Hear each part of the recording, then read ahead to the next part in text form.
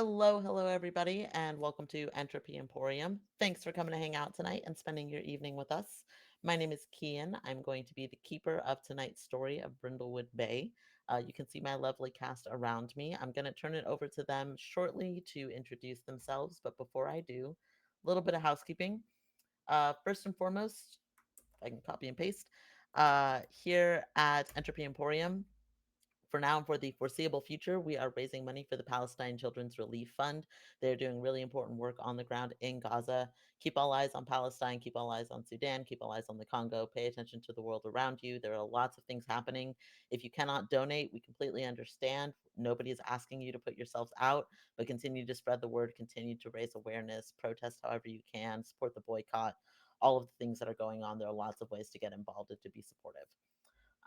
Additionally, uh, I want to take a second just to highlight that we were sharing our community member Lion's Ko-Fi, and we were able to raise enough money for him to be able to continue to keep housing, which is really, really exciting. And I think a really important and good thing to note that with a community around you, you can do a lot of really cool things. So very, very excited to be able to share that. Finally, of course, we have our Discord. If you like what we do, or if you don't and you want to come hang out anyway, please feel free to come check us out. It's a lot of just chaotic feral energy going on. It's just a lot of fun. It's a lot of good people, a lot of good vibes. One of our community members just got married, and our general chat has just been us congratulating her basically for days now. So just come and support the good vibes. We would love to have you. I will turn it over to my cast now.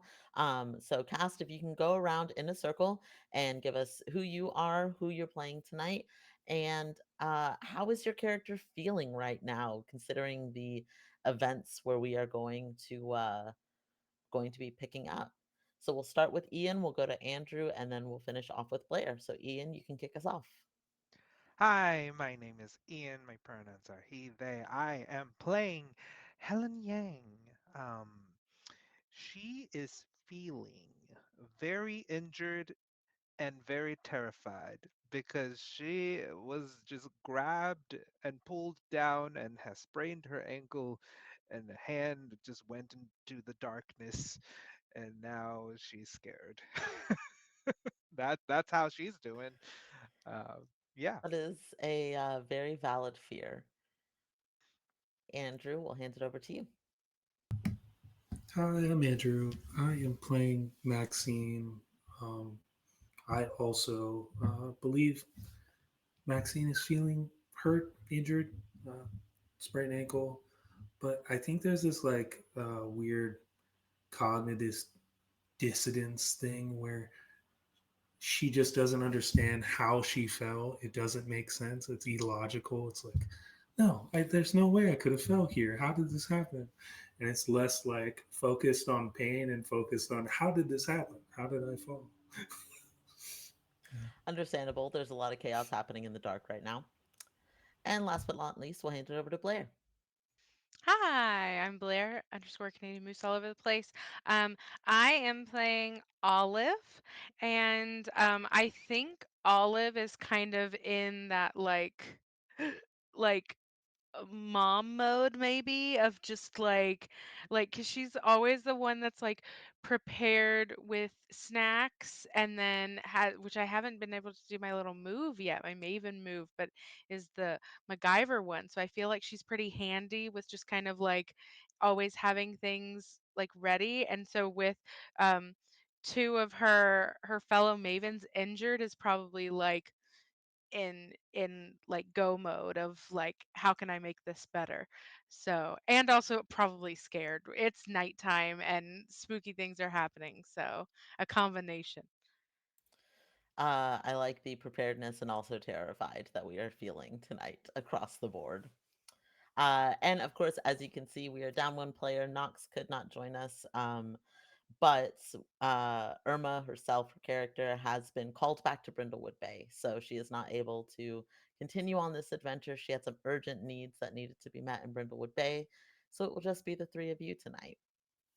So, last we left off, the crew was adventuring over to the museum after hours in the dark, and went kind of looking around the sides to see if there was another entrance or maybe a window unlocked, some kind of access point that wasn't the front door that is secured and locked.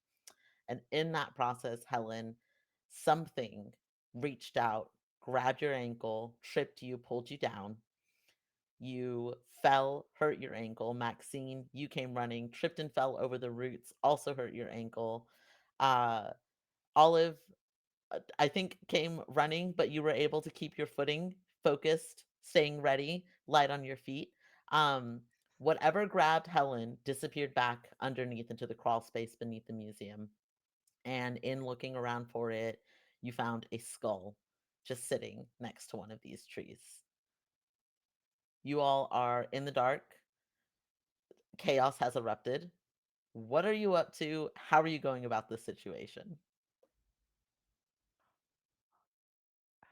I think I'm just going to be very dramatic and sit on the ground for a moment and be like, "Oh my God, my leg hurts so much. Oh, my ankle. Oh no, did you see what it was? Was that a raccoon? I don't know. What is it? Where did it go? Somebody help me!" Just crying and complaining. Kian, do you think um could Olive have like you guys know the checkbooks that like nobody carries around anymore? Um Yeah, yeah. I think Olive has two. I apologize if anybody carries around checkbooks. Um uh I think Olive has two checkbooks in her purse and then maybe has like a scarf and we'll say four. I'll say four checkbooks so I don't leave one of my Mavens unwrapped.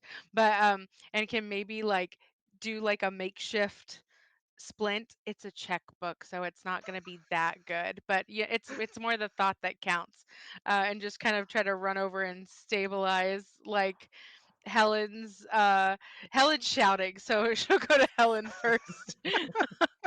um and just kind of like get this and just be like, oh, I wish I had Oh, cookies for you too, Helen. I'm so oh, sorry. thank you, thank you. What is it? I'm not bleeding. It's okay. You don't have to put the paper on my leg. Oh, it's just to keep it tied together so it stays Oh, stationary and are you just to sure? kind of yeah, this is my traveling scarf. It's totally Oh, fine. how are you going to write checks now? I have 5 checkbooks. four for Oh, four for I splints and one for writing checks. oh that's okay. I'll make sure you write void, okay? Just in case Okay. it drops, you don't want anybody to take the checkbook and then just run away with it, you Oh, know? that's true. That's actually a really good point. I am not being financially responsible right Thank now. you so much. Thank you. That's Um, actually a good point. Olive, what is your reasoning for having five checkbooks? Why would you need five checkbooks? Um, so I think Olive maybe is a little bit forgetful sometimes. And, you know, who actually remembers where their checkbooks are all the time? Not me. Um, but so probably has like misplaced some. Kind of like those little like if anybody has a junk drawer and there's just like little like pads of paper. Mhm. I think Olive has checkbooks kind of just like around her house, and has probably gone to the bank a few times to ask for like new checks. Um, so yeah, so she has 5 spares and it works out perfectly for this Five instance. spare checkbooks. I love Yeah. this so much. So you bandage up Helen, and are you also bandaging up Maxine? Yes, yes. I was going to Helen first and then Maxine. Is Maxine feeling very dramatic about this? Uh, yes, but all internally. Checks out, checks out. Give Pun us a Um, little intended. bit of give us a little bit of Maxine's inner thoughts. a person is wrapping my leg with checkbooks. I've fallen somehow, and I don't know how I've done this, and I can't really see anything. And then there were screams about a skull or a raccoon, or I listen. I don't know what's happening here, but my leg feels okay. I love this. As you all are trying to get bandaged or bandage up your fellow teammates, um, you would hear from around the corner, "Oh, is someone there? Did I hear somebody over there?" And you start to see a flashlight come around. This is a feminine voice. You start to see a flashlight kind of shining on the ground coming around the corner. What do you do? Hello?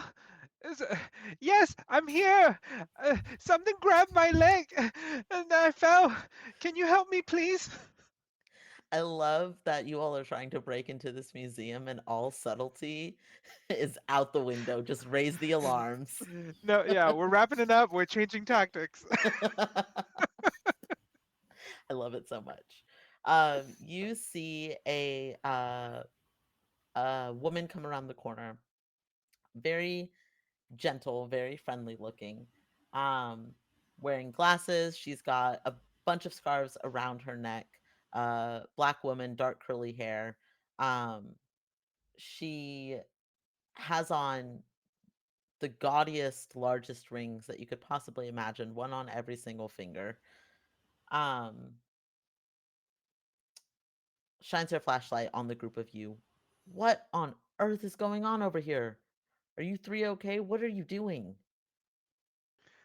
Oh my goodness. Thank you so much for coming out. That's really bright. Can you like not put it in my eye? Uh we were just walking in the street and then we saw this museum. We wanted to take a look and see, what time you were opening and all of that. And we saw, oh, this is a really cool tree. And then I was walking here and then something grabbed my leg and then I fell. There was a person or a raccoon or something. It grabbed me and I fell and then it went underneath there and I point towards like the crawl space. The difference in size of hands between a raccoon and a person makes this so funny to me. And Helen cannot tell exactly the tiny paws of a raccoon Yep. versus a human's hand. Yep.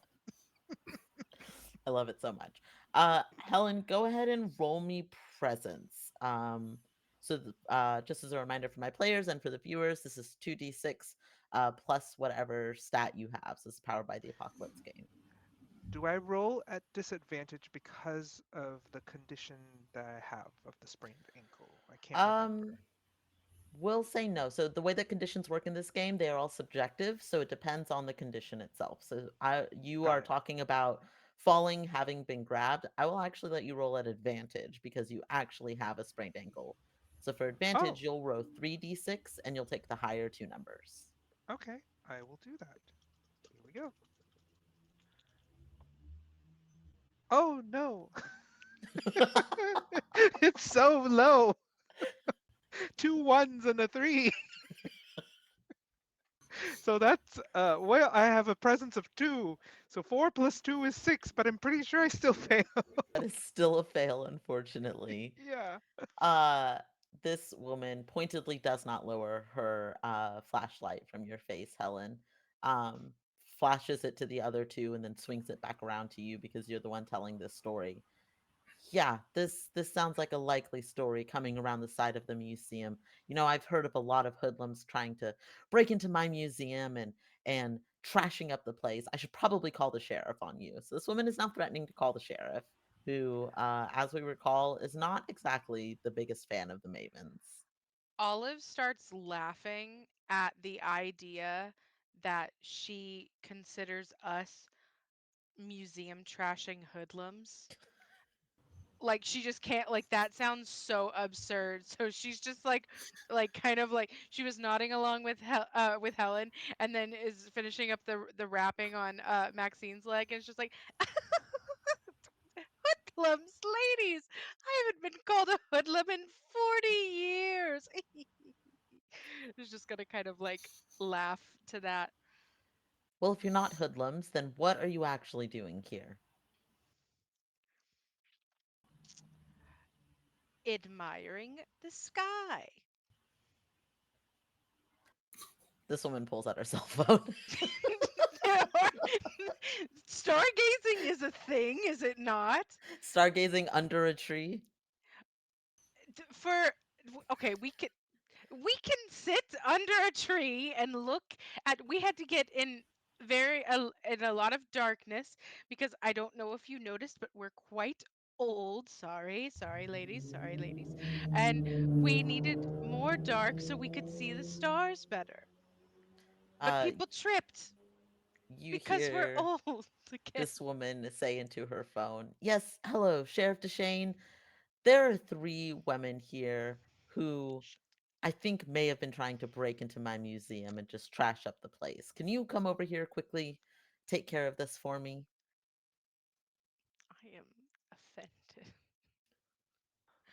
Is anybody doing anything while you are waiting for the sheriff to come around? I think Helen is actually now very upset at the fact that she's been called a hoodlum and that somebody's that she called the sheriff on them.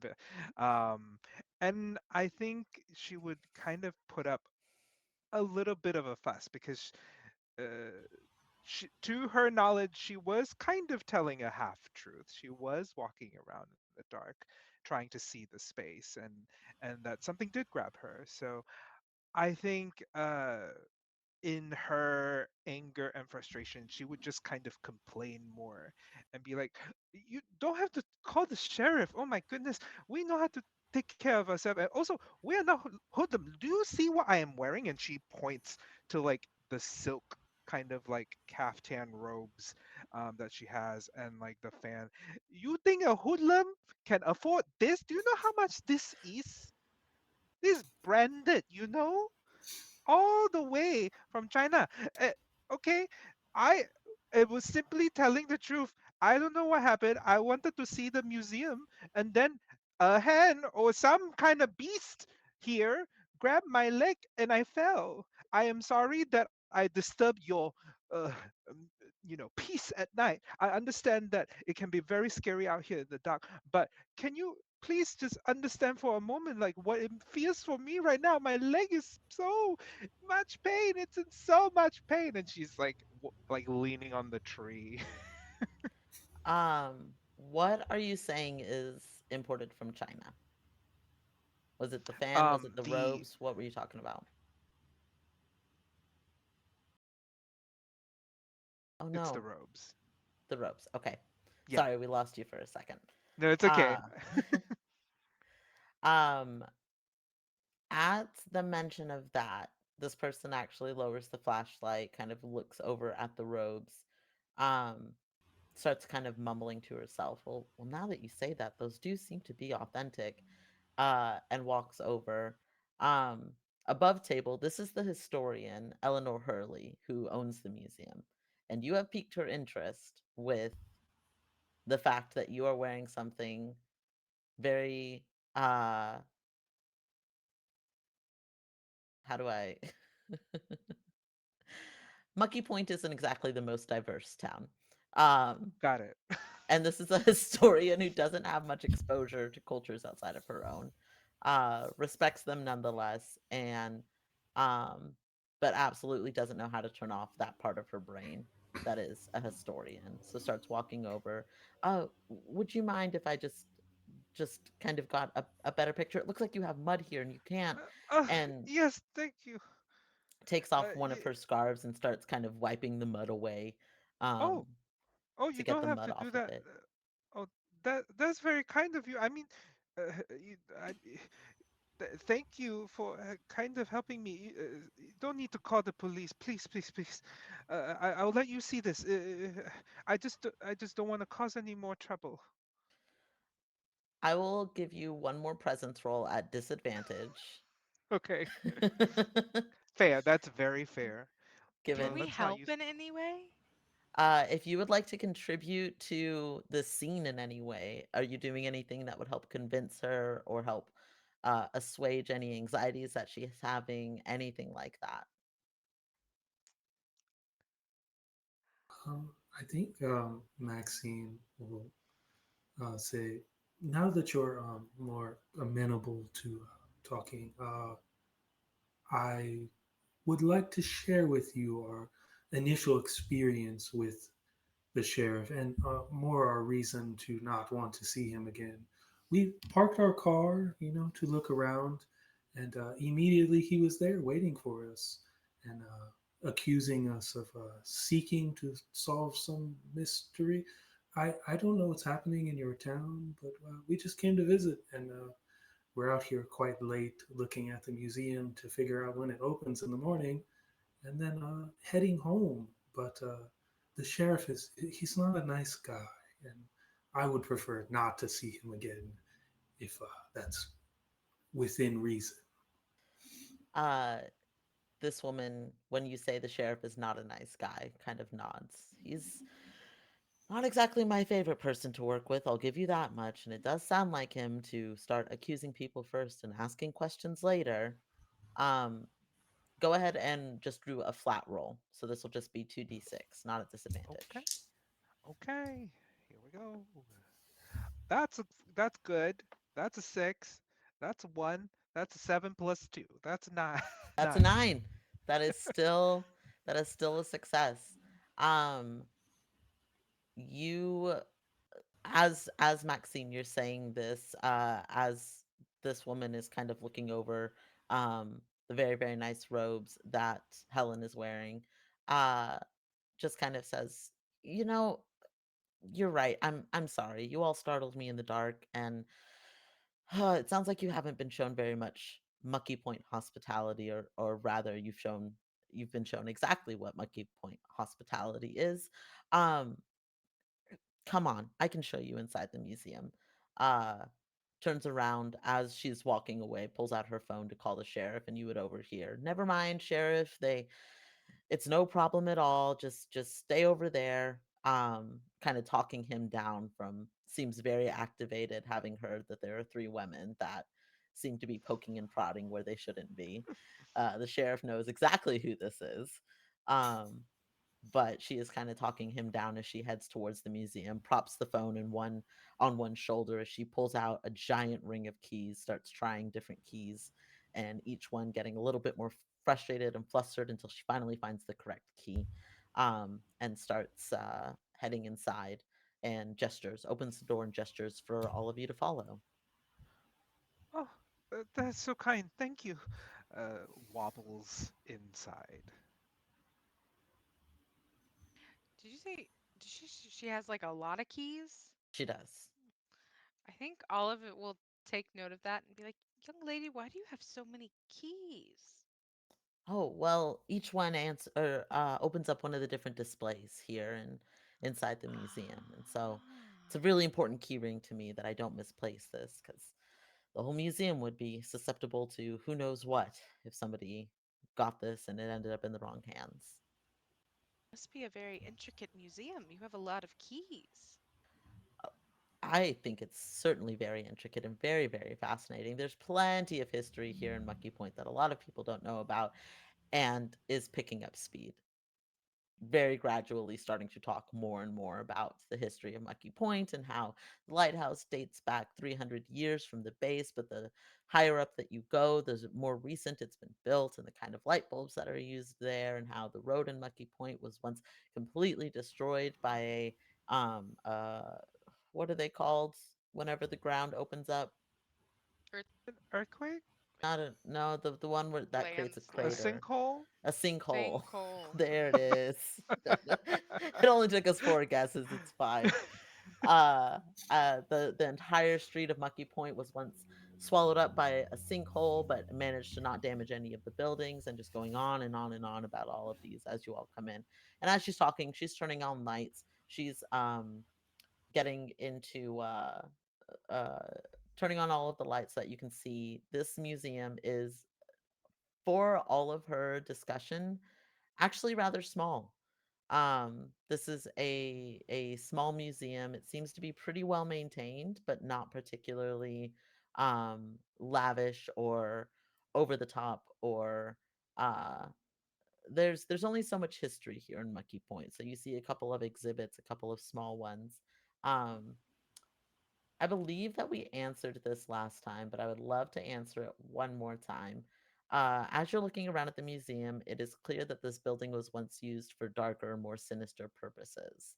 What gives you evidence of that? And this is open for anybody to answer. It was the judge's house, I think we said. That's right. Thank you. Yeah. Um, so And yes, a the hanging tree. yes, the gallows laid out Yeah. front. That's correct.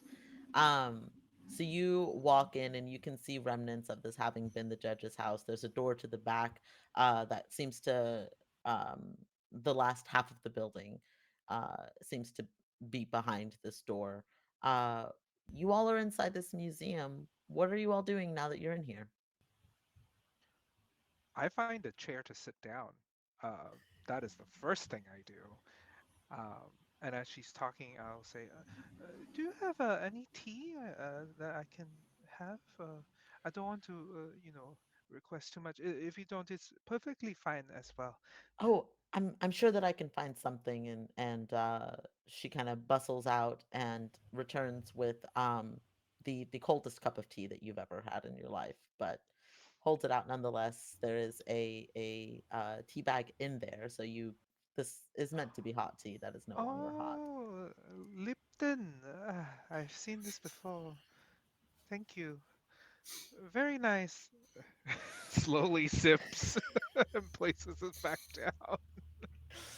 Of course, and I haven't even introduced myself. My name is Eleanor again. I'm so sorry about how I greeted all of you. This is not how I usually am. It's just that, as I said, there's been a lot of commotion around town, and there's been some teenagers that just I'm worried that they're going to do something to vandalize the museum, and so I don't like people wandering around at night. But all of you seem to at least understand who the sheriff is, which is saying a lot. You all seem to be lovely people.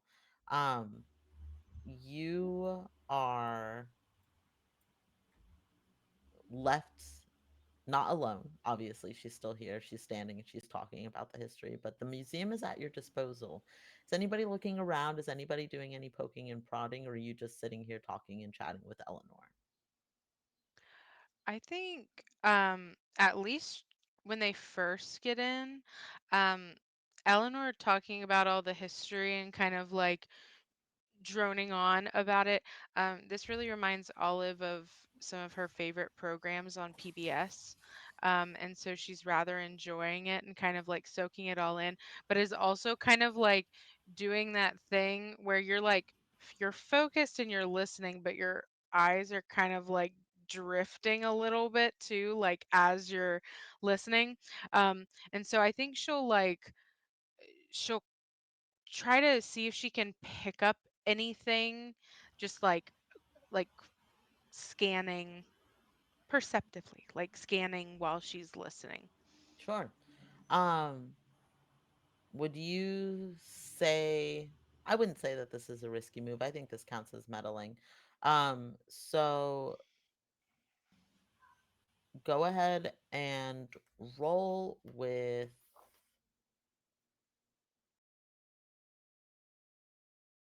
we'll say reason. Go ahead and roll with reason. So 2d6 plus your reason stat. Okay. Um, 5, 6, 7, 8, 9. A 9. So on a 7 to 9, there's a complication. You perhaps find a clue, but there's something about the clue that doesn't make it super easy to access. Um, as you are looking, you notice. Hmm, wrong one. As you're looking, you notice a chessboard. And it seems to be one of those chessboards where there's an active game going on. People are encouraged to come in, move one of the pieces. The next person comes in, moves a different piece because you see that there's a little sign that says that it's white's turn. So whoever goes next needs to move one of the white pieces. All of the chess pieces are shaped like members of the Mucky Point community. So you see the sheriff on there, you see Eleanor on there, you see Sarah and Tara, the couple that you met that runs the tavern nearby. Um, all of the pawns are shaped like Genevieve, the mayor's dog, or not the mayor's dog, Sarah and Tara's dog, the golden retriever.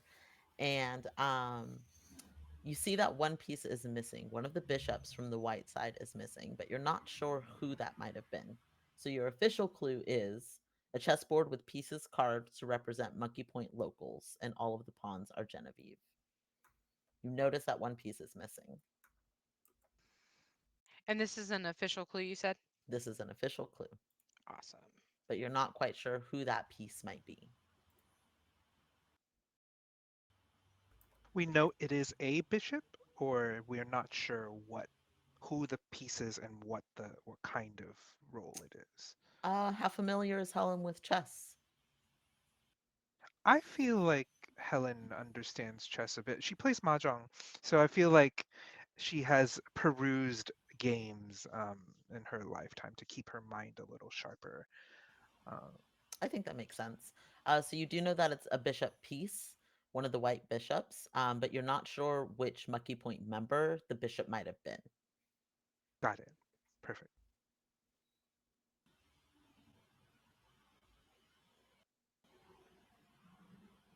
I think Anybody else? Oh, I was just gonna like take note of that, like while she's listening, and not like interrupt Eleanor, but we'll like mental note, go check that in a bit when you get a break. okay. Uh, Maxine, what are you up to while this is happening? I think Maxine is looking for a moment to ask Eleanor about the newspaper clipping that seems to flow with what she's talking about. Just fitting it in there as like, oh, I found this earlier uh, while looking around at the man. Where were we? Where? What other places we've been? This was in the lighthouse that you found this. Okay, yeah, that seems fair. Yeah, I found this earlier, or looking in the lighthouse, uh, and sort of just like, do you know anything about this particular news clipping? Um, Grabs the newspaper, kind of looks at it, and sighs heavily. Oh, yes, of course, I do remember this. It wasn't Cyrus's fault, but everybody said that he was involved. It was a car accident. This was decades ago, and it was a fatal car accident. Somebody ended up dying. But again, Cyrus didn't actually have any fault, and the judges found him not at fault also. Um, but it certainly didn't do anything to help with his reputation around town. So the official second half of the clue is a fatal car accident decades ago.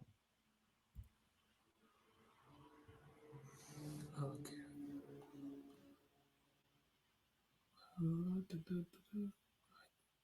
Yeah, I think that's really it. Mostly just listening and trying to pay attention to sort of the history to try to figure out if hear anything that sounds interesting. Sure. Um, it is mostly about the architecture of the building. She's going on about when the different buildings were built, what style they were all built in, who the uh, architects themselves were, things like that.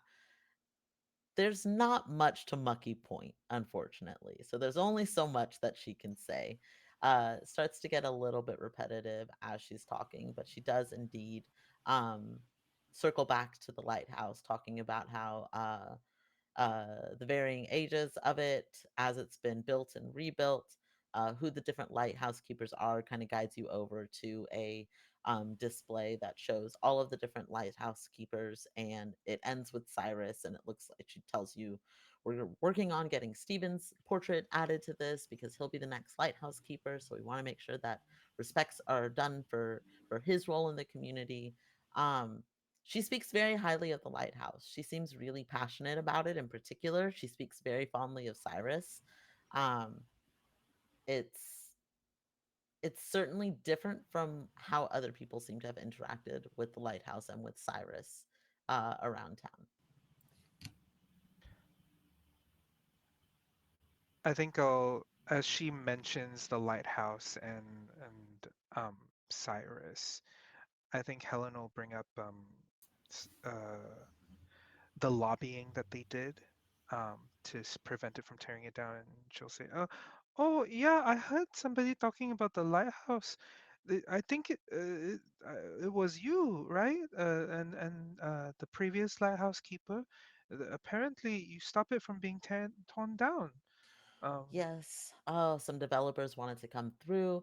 They really wanted to build up some kind of a condo as though anybody were actually going to be staying here in Mucky Point. And nobody's really moving here. And there's the lighthouse just has such historical and cultural significance. And Cyrus was just an absolute doll, just really leaned into helping me and making sure that nobody else was able to tear down the lighthouse. And it was really important to us.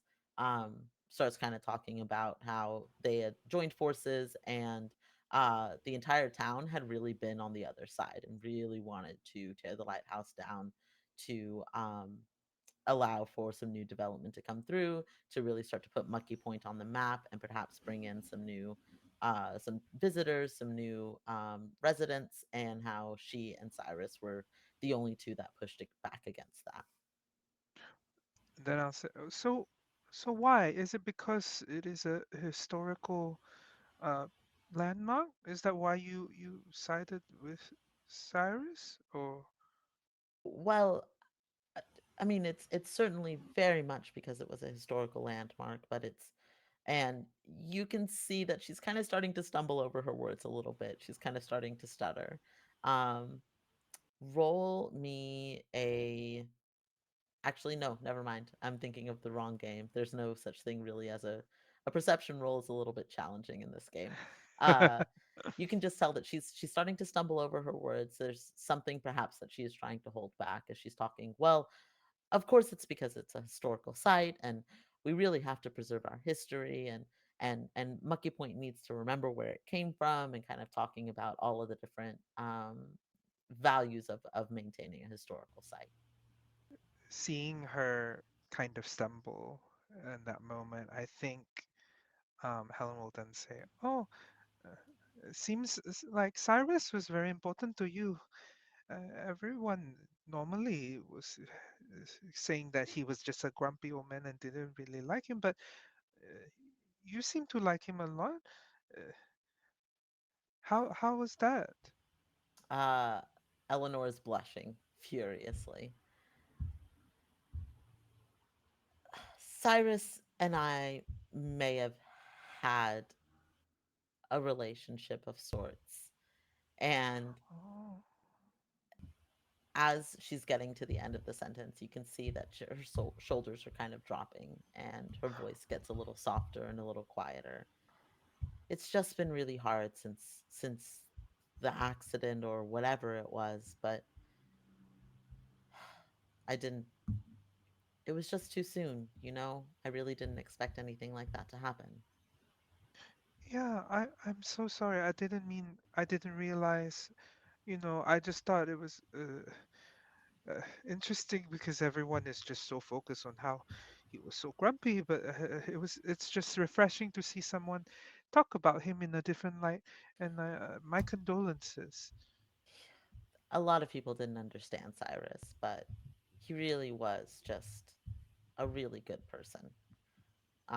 And he loved his lighthouse, and it was important to him, and I loved that about him. Oh, so uh, how did you get to know him? Is it just because you were keeping track of the different landmarks and you were like, oh, the lighthouse is very important. Have to make sure it's good and all of that. We did. We met trying to talk about. I wanted to get an exhibit going and make sure that Cyrus's portrait was shown as one of the lighthouse keepers, and that's how we ended up talking. And I learned more about how he had just a passion for the sea and didn't feel comfortable going out on the ocean anymore, but wanted to still be connected somehow, and became a lighthouse keeper because of it. Oh, speaking of the sea, is the lighthouse like important to God? Where was it? Poseidon? I think we heard about a poem. Uh, is that related to here? I know Poseidon is like Greek, you know, mythology. Nothing Does that Mucky I've point? nothing that I've heard of ties Mucky Point or the lighthouse to any sort of Greek history, unfortunately. Oh, oh, okay. Thank you. I just wasn't sure. We saw a poem, and so I thought, oh, maybe some Greeks landed here a long time ago or something. Oh, Unfortunately not. I wish that was our claim to fame. one more question.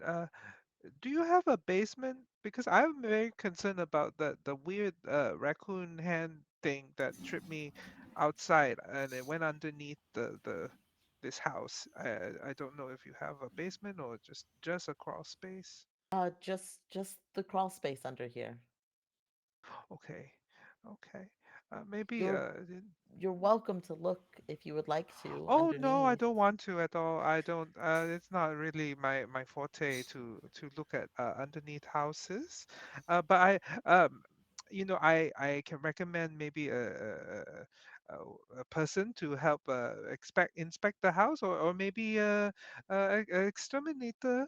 I don't know if you have any issues with different creatures and stuff. But I know some people. No, we've never had any sort of pest issues here at the building. I'm honestly not sure what might have tripped Oh, you, and you're getting the sense that maybe Eleanor doesn't fully believe the story that you're telling her about having been tripped by something. Um, okay. as she says, well, there's, lots of roots over there, and I'm sure that something could have your foot could have caught on something. You're right. You're right.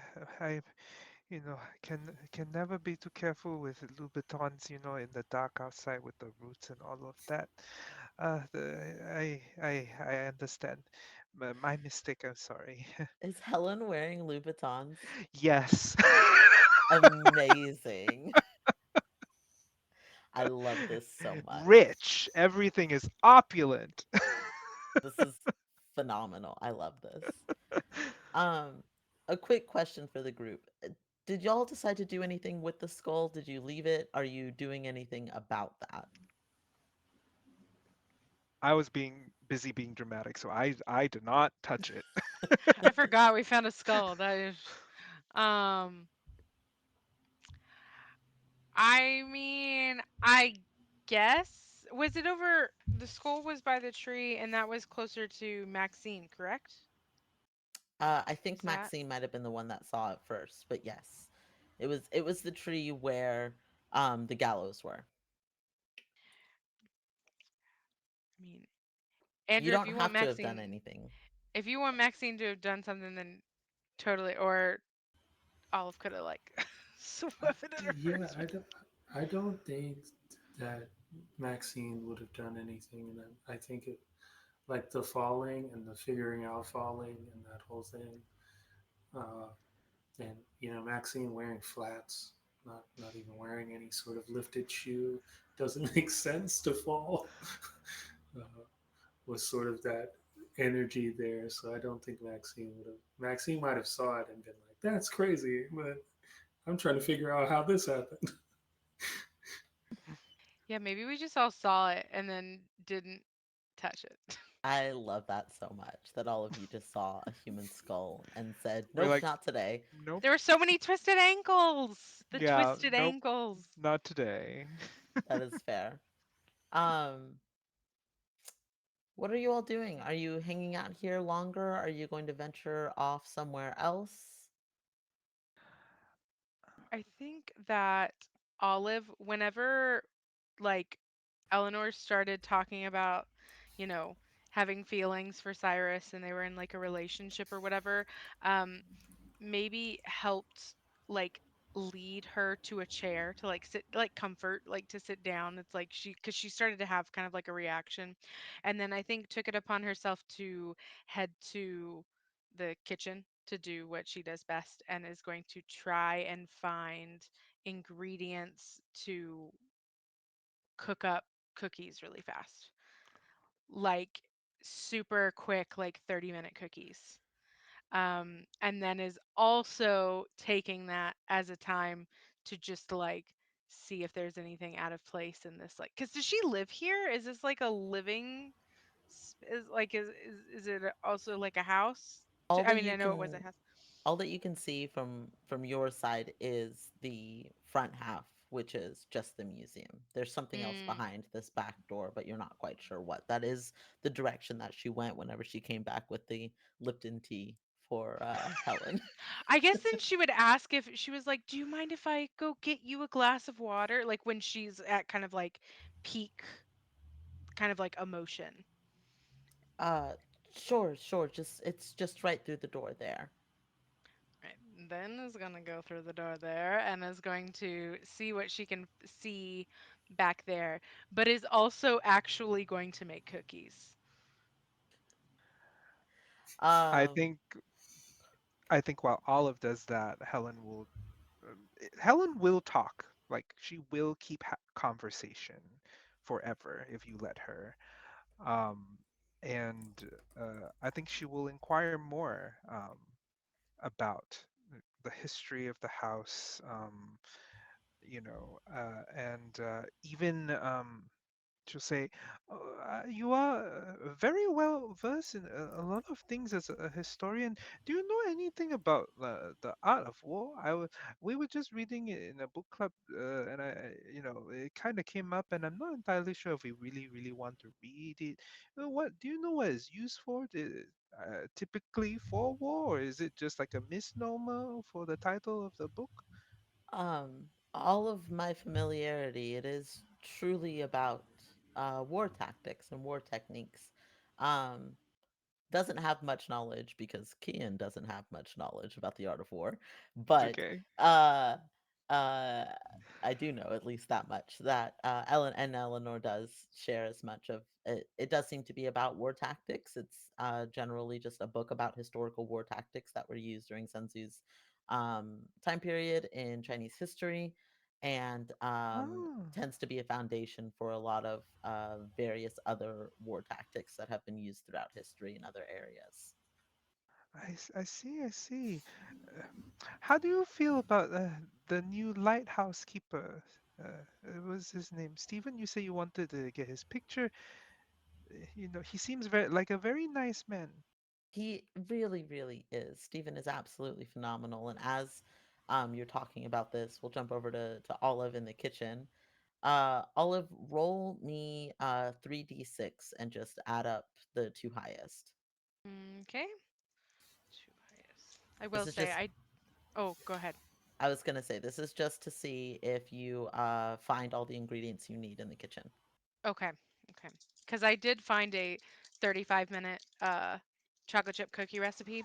I think that Olive does carry a Ziploc baggie of her specialty chocolate chips, like her favorite brand that she Fair. carries around everywhere. And I think that like she has sharpened up this recipe to be as fast as possible, probably like 20, 25, 27 minutes, because I did state that she has grandkids and they can be a bit fussy. So she has learned to make them fast. This is fair. Oh, You present, you said three. You said three yeah, I'm letting you before. roll with advantage. Oh, thank you. That's nine. Easy enough. I'll say it probably takes you a little bit of time, but you find everything that you need to make your chocolate chip cookies with all of your the special chocolate chips that you have in your bag. Uh, you would see from the kitchen that it does seem to extend past this. There is, it seems, a living space past this. So, could, in theory, probably is some kind of a home that Okay. Eleanor lives in. Um, but you are able to whip up some chocolate chip cookies. Are you all hanging out while Olive is doing this? Maxine and Helen? Yeah, Okay. I very much will engage her in conversation and just kind of just sit there and listen to whatever she has to say, kind of trying to pry a bit too, like about her life and like her relation with the town and the town, like trying to find it if she can find any like town gossip too, I think is Okay. what she'd like to do. Okay. Um, Um, roll me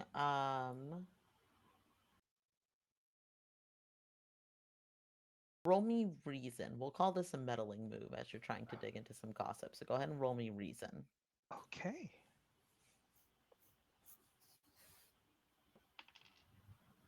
All right.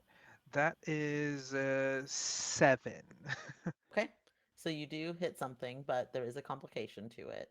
Um, as you are sitting and talking with her, something that you say strikes a little bit of a nerve. So the clue that you find is that you do hear, where did it go? Um, she does start to tell you that there is some sort of political scandal going on in Brindlewood County, which includes Mucky Point. Oh. There's some kind of political scandal, and that's your clue, is that there is a political scandal going on. But she does start to kind of clam up after you are continuing to push and try to pry and to ask these questions. Go ahead and take the condition um, marked by Eleanor. Ooh, I feel hunted.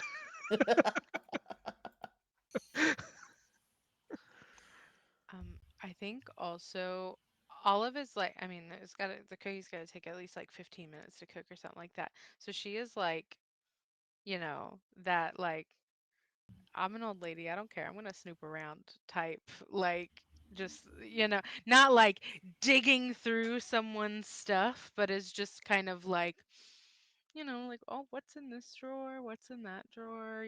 Kind of like not so much to where somebody would come back and find her, but like she's snooping around. Okay. Are you staying in the kitchen or are you moving further into the house? Farther into the house. Sorry. I would say at least one room over, Okay. probably no deeper than that. Okay. Um, I think that this counts as a risky move, Risque. and it is nighttime, which means that you will roll the Nighttime. night, which means you do roll the night move. So before you roll, tell me what you think will happen if this goes poorly. I think she I think if this goes poorly, then Eleanor will know that she had been snooping after they leave. Okay. Kind of Because like that. I didn't put that book there, kind of mm, like thing. because it is a night move, I get to tell you how it will be worse than that if you Yay! Great. fail. Great. Uh, I should if have it done is something worse than nice. that, Eleanor will know that you are currently snooping and will call the sheriff immediately. Ooh, gotcha. Okay, cool beans, cool beans, cool beans. So go ahead and roll me reason. What's my score? Okay. Uh, I don't know what colors to use. We're gonna use my two green ones because olive. Ooh, no, no, no. Okay. So that is uh 7. Okay. Oh, good.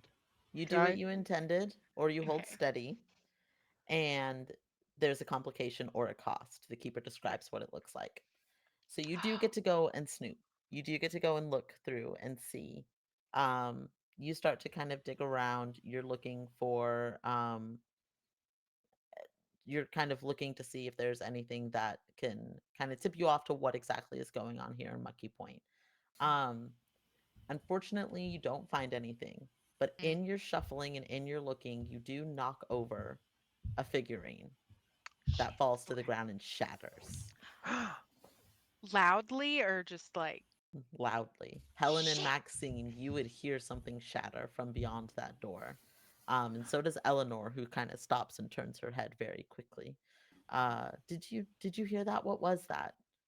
oh, I think she was just baking her cookies, right? She said she was doing it very, very quickly. Maybe she was just stirring really hot.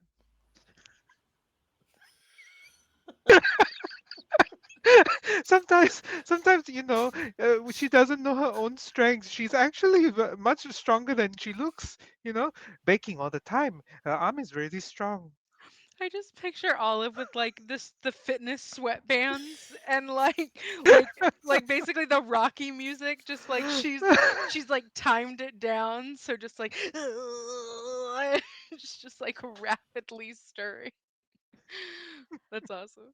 Maxine, are you doing anything in this moment? Uh, no, I don't think so. Okay.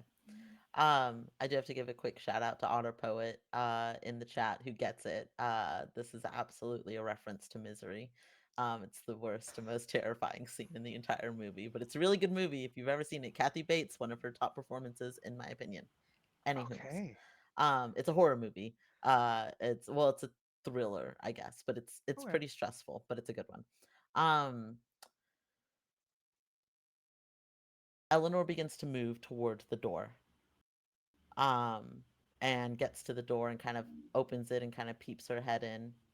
Olive, well, did you ever give her your name? Would you have done I that? think Yeah, probably. Like when we were exchanging names, probably I so. think I also just mentioned it too, as I Yeah. as I said Yes. Olive was baking cookies. Um, as she reaches the door, I think I would raise my voice and go, "Olive, are you okay?" Bef- if I could do that before she opens the door. I will say all of it gives you a chance to do something. You hear Helen calling for you. Olive takes the the spoon that she was like stirring with. I think I'm gonna say the cookies are already in the oven, so we don't have to destroy the cookies. Okay. Um, but is going to from the room that she's in because it's probably not too I pictured it not too terribly far, but is going to like throw the I keep throwing things. Oh my god. Yeah. Is gonna throw the spoon, the spoon that she was Spatula? using. Oh, Yeah, okay. the spatula or spoon that she was Whisk. using. Yeah, whatever she was using to stir, and try to throw it to hit the bowl that she was stirring with, and like it kind of like that's what fell. If that makes sense, you know what I mean?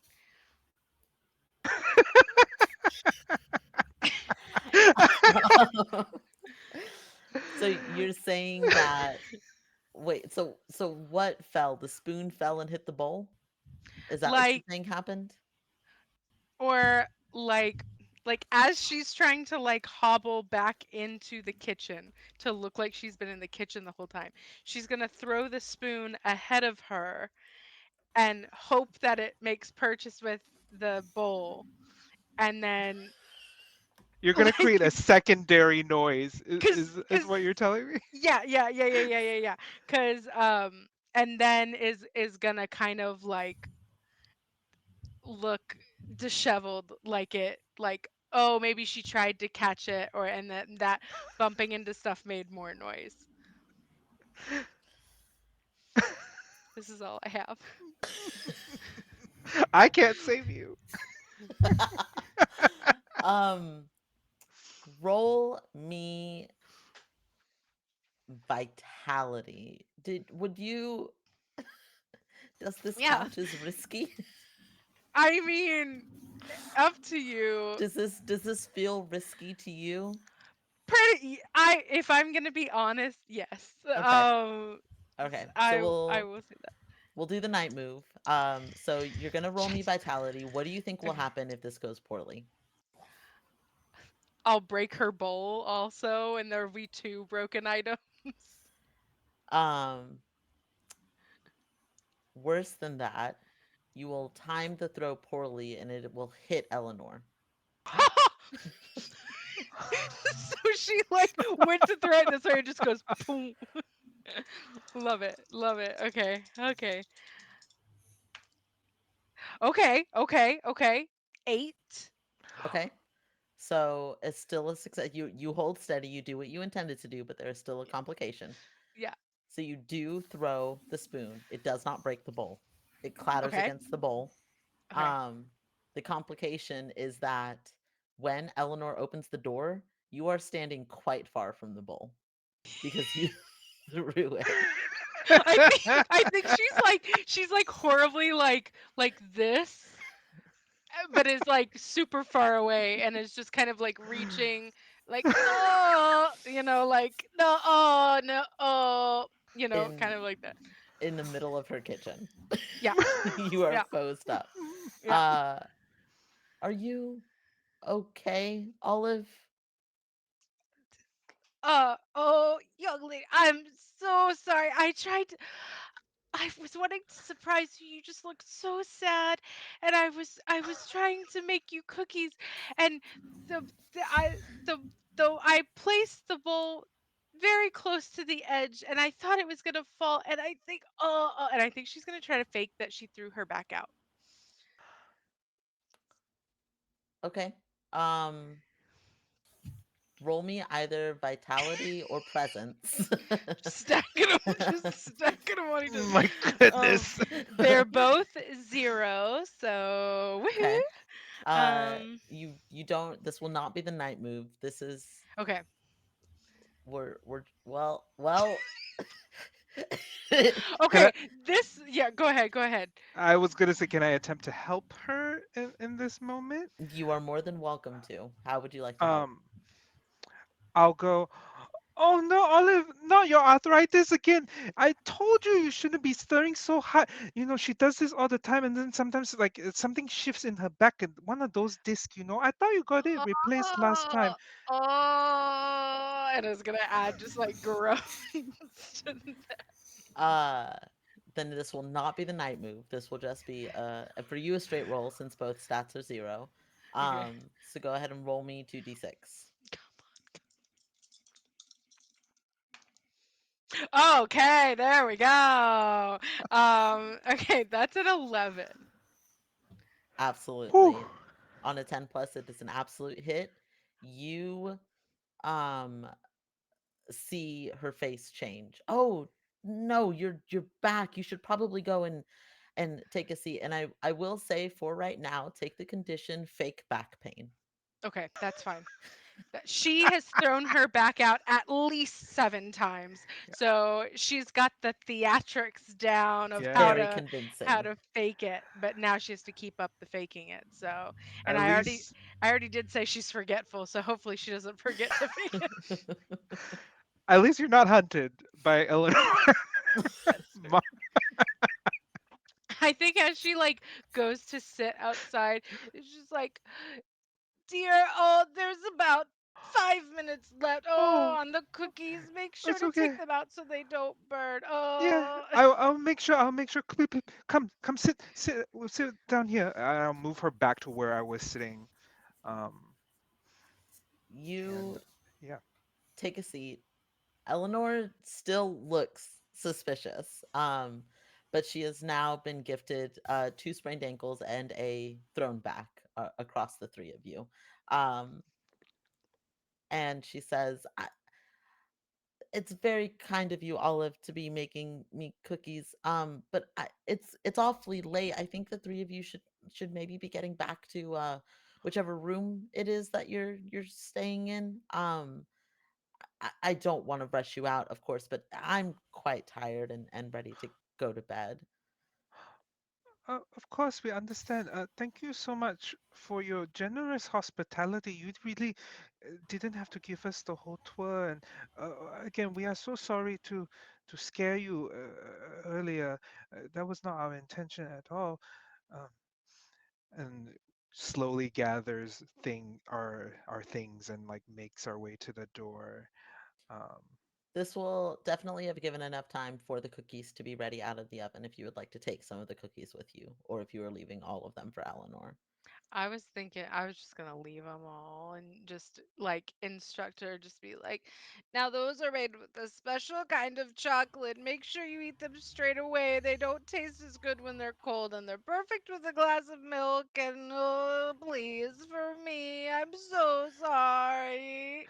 You you have my word, Olive. I will absolutely. You three take care of yourselves and try not to wander and get some rest tonight. And she's kind of gesturing the three of you out the door as she is saying this. Um, Question, just a scene question. I know that I passed that one about breaking the figurine. Is it still like where it broke? Like, um, if you want to try, so I would say yes, since your move or your action in between was throwing the spoon. it's valid. That's valid. Okay. That's okay. That's fine. Andrew, were you going Uh, to say something? yeah, I was gonna say, could I? I suppose this would be retconning, but at some point in there, could Maxine have sent a text message to someone? Absolutely. Um, the text reads, "Hey Robin, it's Max. I seem to have hurt my ankle, and I need a driver and perhaps a place to stay in Mucky Point." Are you using your Maven move? Oh yes. Mu- Can you remind the audience what that Maven move does?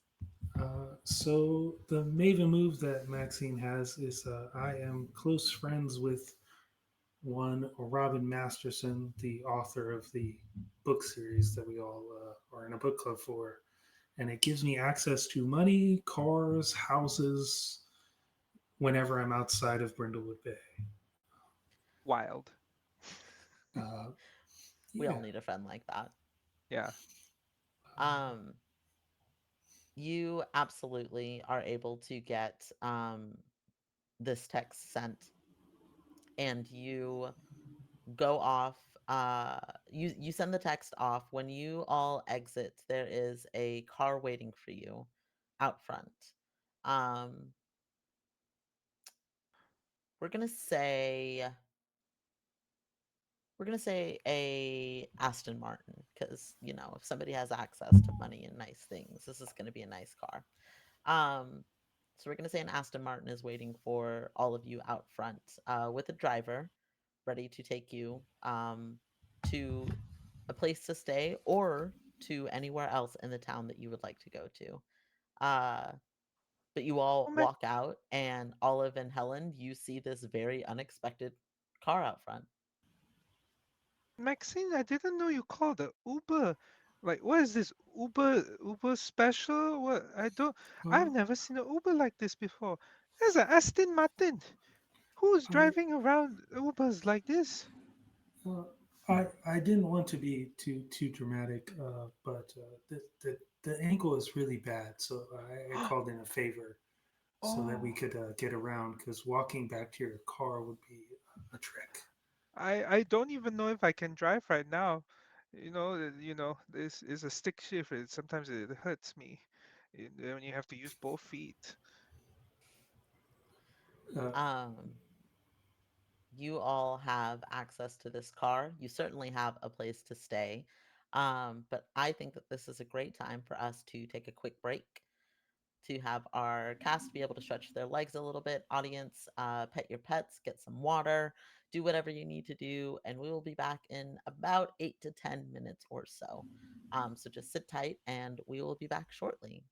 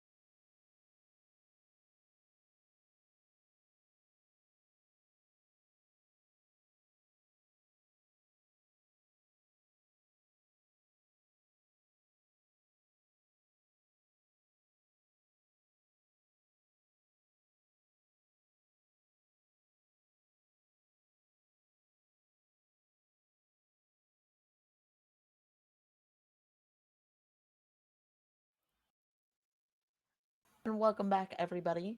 Um, Thank you so much for the raid, Sword and Key. Love to have you guys here. We are playing Brindlewood Bay. This is been a little bit of a chaotic nighttime session, but we are getting back into the daytime. Before we do that, so you all in the evening are driven by this chauffeur to a nice little cottage. It's we'll say a four-bedroom cottage.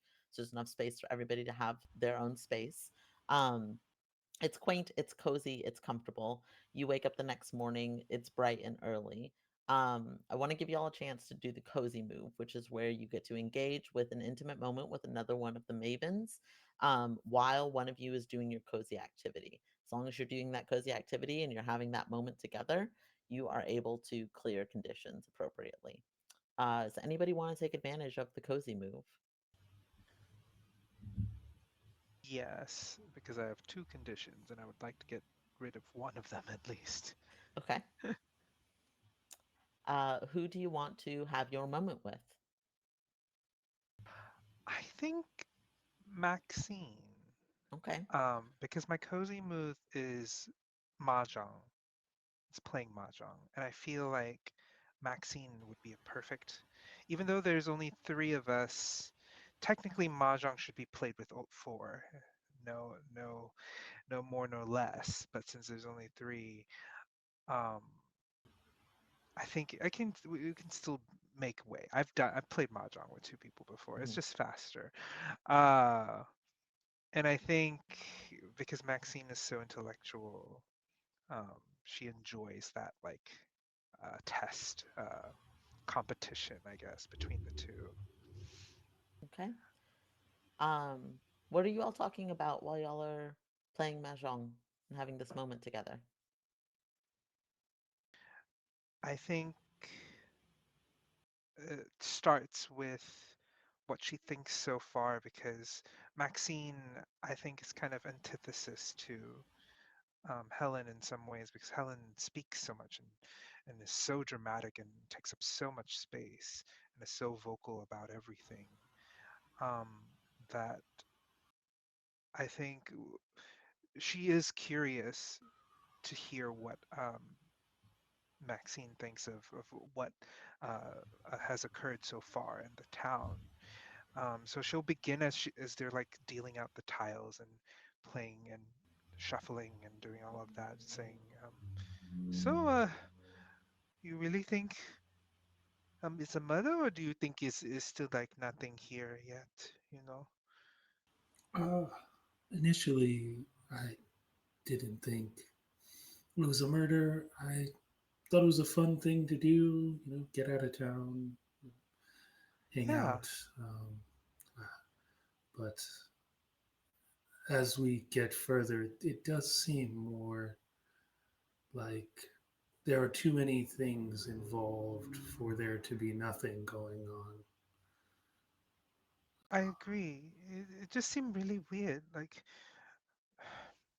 I feel like I'm going a little crazy. I could have sworn there was something there last night that grabbed at me and then went under the house, but I don't know. Yeah, who knows? We went to a bar, and then we talked to people, and then we were there, and then things just got out of hand very quickly. But Maxine, I'm always glad to have you with me. I know I can be a lot sometimes. Pong, I know I can be a lot sometimes. And she takes a tile and puts down a set of like three of a kind as she steals a tile from you and discards another one. Um, but uh, I do enjoy your company and your steadfastness. There is something very reassuring when you are always so, you know, put together. I do try. I do try. I win. And she flips the the tiles over. Um, I think that that definitely counts as a cozy moment, so you both can clear a condition if you would like to. Awesome. Ooh, I think. Ooh, I think I'm gonna take it with a sprained ankle. Okay. I would like to move. I would like to move properly. Yeah, I think the same. I think that's the only one I have. Okay. And I think that makes sense. You all have taken the evening to rest. You're starting slowly. You're moving nice and easy throughout the morning, trying not to strain anything too much. So I think that makes perfect sense. Olive, are you planning on a cozy move? Yes. And since there's three, can I just kind of like workshop it that it's like all of us? Yeah. Okay. So, t- just to get the odd numbers. Um, so I think this whole time while y'all have been playing um mahjong, um, Olive has been gone. Like you haven't seen her like around because we're in a cottage. You said a cottage, right? Yes. Okay. So like a private, like just us here. Perfect. Um, I'm guessing there's a kitchen. If not, I'm canoning that there's a kitchen. Um, and you haven't seen Olive at all, but slowly, like as you've been playing, you've been smelling like the just like overpowering smell of just like warm chocolate just like sweeping through the um the cabin, like warm chocolate, and then I think also like actually just a lot of chocolate. I'm just picturing a lot of chocolate. And I think um Olive has also like turned on maybe like there's like an old radio and turned it to some like AM station that's playing some like oldies but goodies, you know, kind of like really really quietly. And this time no loud banging, no breaking of anything or whatever, but just like the like increasing smell of like baked goods happening.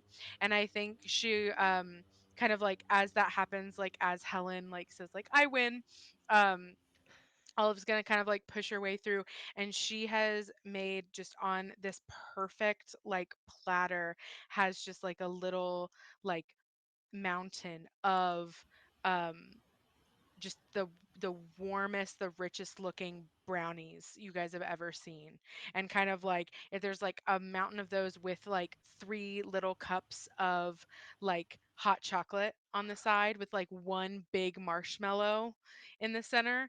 Um and she's just going to kind of like bring this over, and um I think for Olive, I think mahjong is a little too complicated for her. Like she just can't get it. So but she loves to watch you guys play it. Like she loves watching it, even though she doesn't understand. It's like how Blair loves to watch rugby but has no idea what's going on. That's how Olive feels when she's watching it. So I think she's just gonna kind of like pull up a little side table and just be like, ladies, I'm so sorry. I made such a mess of today, but I hope that these baked goods will make up for it, and kind of like scoot it over and like literally just like serve you guys. Like have like a little plate and like serve you like a brownie each, and like a little cup of the hot cocoa, and then is really just like she picked up a blanket from the other room and is just going to kind of like curl up in this little chair next to you guys, and kind of like what is that, like parallel play, but it's old ladies. So she's just like sitting here and maybe just like rocking, like watching you guys, and like throwing in kind of like whatever, interjections she can add to like the conversation, but is really just kind of like smiling and enjoying your company and stuff like that, and like hoping to see you guys like smile. And oh, if and do you guys eat the brownies? Does everybody eat the W- brownies? 100%. So as she didn't tell you, but her secret, on the inside, there's like one of those like square caramel pieces that has now like melted in it. So you take a bite and then the caramel just like melts out of the brownie. And so if anybody has a reaction to that, she'll just kind of be like like a little like I didn't tell you, but Yeah, I think Helen goes like, "Oh, you didn't make a mess of anything, my dear. You were just, trying to help. And I'm so sorry. I was the one that caused so much trouble. I didn't mean to, fall and all of that. But oh my goodness, is it caramel? I had some spares in my purse. I was very Oh, excited to find them. you tricky, tricky. Yeah, very clever. Oh my goodness, this is so good. No, but Helen, I do believe you that there like you said a hand, like somebody grabbed Yeah, you. somebody grab me. I don't know what it could be because like what kind of person would be, one so small to be underneath a crawl space like that, and then two just waiting for a random person to walk by the house at night and grab them. Oh my goodness! You know, And the I said skull? I oh, that too. That I said that we were old and that but that was a I mean, we are, but we're not incapable of walking. So I believe that dark and something grabbed you for sure because I've seen you walk in those heels and you can walk on any surface in Yeah, those heels. It's listen, an I amazing have been. feat. Oh, thank you. I mean, I have been walking in heels since, I was a little girl. I just had to, my height is not very tall, so this just gives me more height. So I can even run in this if I need to. So, Oh, well, I don't really want to right now because this is so good. But, it's, I, I'm just glad. uh, I'm glad you were there to also help me. I'm sorry about your checkbooks. I know how important they are to you. You didn't really have to make a little, cast for me out That's of them. I can help replace them for you. Go back to the bank. Oh, I have plenty at home. I just have to find them. Oh, okay, okay. They're Just be careful. somewhere. Yeah, just make sure you don't lose them too much because anybody can use them. Or just keep checking your bank. Uh, make sure the funds are still there. Uh, That's true. That's true. I think there's a way digitally my grandchildren's children's mm, my grandchildren were yeah. trying to explain to me how and I just Yeah, I know what you mean. I hear people talking about Zelle here, Zelle there. I don't know who that is, you know. So, but like it has something to do with the bank, and the money and the transfer. But I'm so glad both of you are here with me, and uh, you really are my best friends. So, oh, same. And I'm really glad that we don't live in Mucky Point. yeah, I mean it's a nice place to visit. Once in a Yeah, while, get out of the house, visit the place. I like an adventure, but this is starting to get a little bit too scary for me. There's a very. skull. There's like so many things. People are just weirdly mean sometimes, and then Really? Yeah. yeah, and then everybody has the same color contacts that they like to wear for some reason. Oh, You know, I also noticed. What is everybody has the that? same color eye. I don't know. Is it Halloween time? What time is Is it Halloween time? it checks Question. is the calendar? it is autumn, but it is not yet Halloween time, so it's probably early September. Probably actually about the time that we're in now. Is it Okay. September 9th right now? We'll say it is. Oh my God. Crazy. uh, but yeah, I'm just glad you're all here with me together, and we can help each other. And your cooking is always so good. What were you doing, by the way? What happened last night? You suddenly make a big noise, and then I thought something was happening. You broke Oh, something. well, I was trying to see if I could find anything, any kind of something out of place with Eleanor. I don't know if I think that she's involved. I'm not sure, but I didn't find anything and then I turned around a little too fast and I knocked over some kind of figurine. Oh no. I Oh. know. Hope maybe we won't see her again. Maybe not, Uh, which is really horrible because I feel like a lot of what I want to do is back at the museum. I mean, uh, maybe we can replace it. I don't know. Um, Maybe we can make a donation to the museum. I have plenty of checks. Yeah, I yeah. could make a donate that's one thing I can do. I'm Nice. sure one of the chairs that I have at home, I can donate to the museum. Oh, Yeah, yeah, yeah. I'm sure one of the vases at home too. I don't know. I have so many things I keep. Sometimes it's a little bit too much.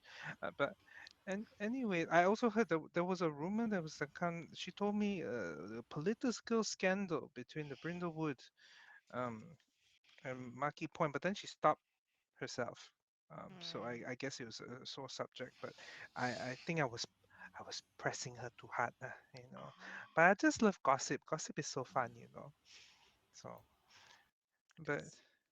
anyway, thank you so much for the food. And the last bit of the brownie, she will dunk into the hot chocolate, and then she'll like eat it. And she's like, normally I don't like to get this messy, but the caramel is so good and so much chocolate. It is so good. That's the best way. The dunk.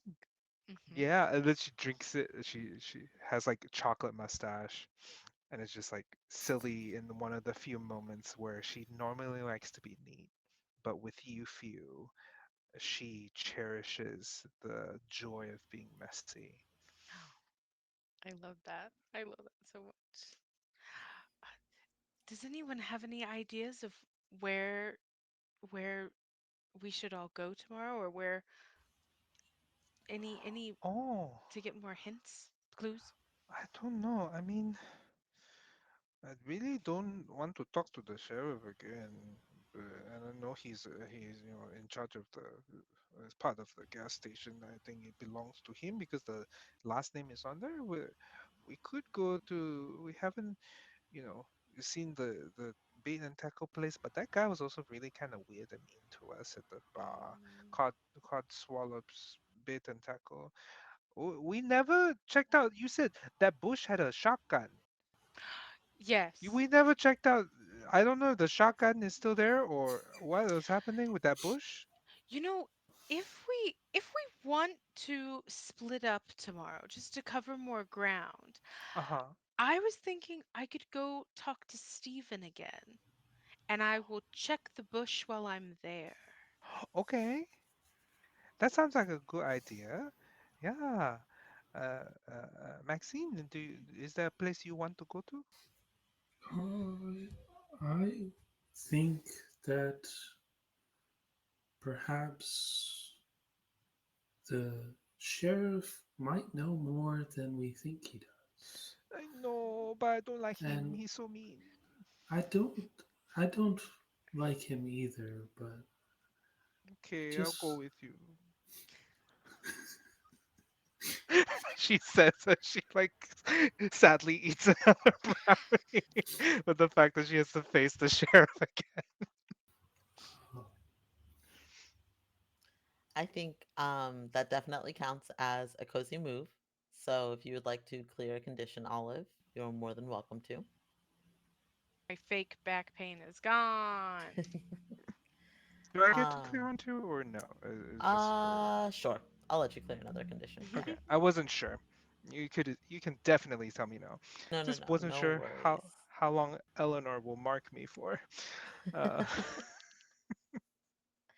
um, it is the next morning. You all are ready, I guess, to go. Anything that y'all are partaking in that morning or getting ready to do before you set out? I think it if anyone oversees it, it'll look weird. But Maxine has the like journal open and is like has drawn a chessboard onto the thing and is like putting dots places and erasing them and like moving around to like figure out how the bishop is missing in that equation, like what moves you would have to make the bishop missing to get that same chess layout, and then sort of closes the journal and is just like, I don't understand how this happened.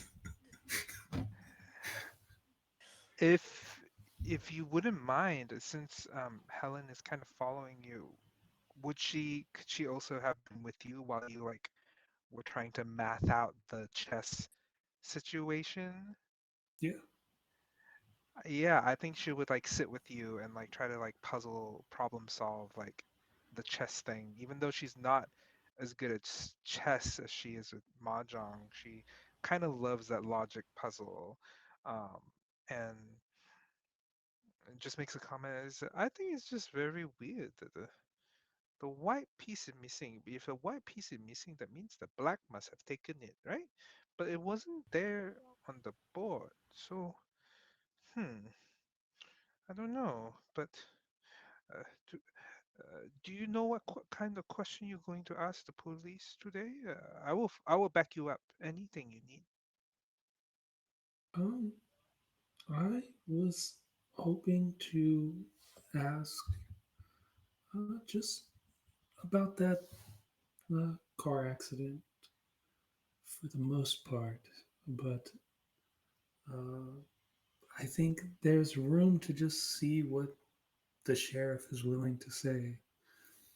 Okay, yeah, I'm ready whenever you are. And then calls out, Olive, Olive, I think we're ready to go. Okay, and she's gonna like you see her as she's walking out of the kitchen and getting the rest of the brownies because she made way too many for the three of us to eat all of them, and has them in like a Ziploc and is putting that in her bag. Um, Oh, and then can I borrow some of that? We might have to bribe the police again. oh, yes, and she's gonna turn around and she's gonna go back into the kitchen, grab another Ziploc, split them evenly, and then hand Helen one of the Ziploc bags. Thank you. Okay, Nope. okay. I am and ready.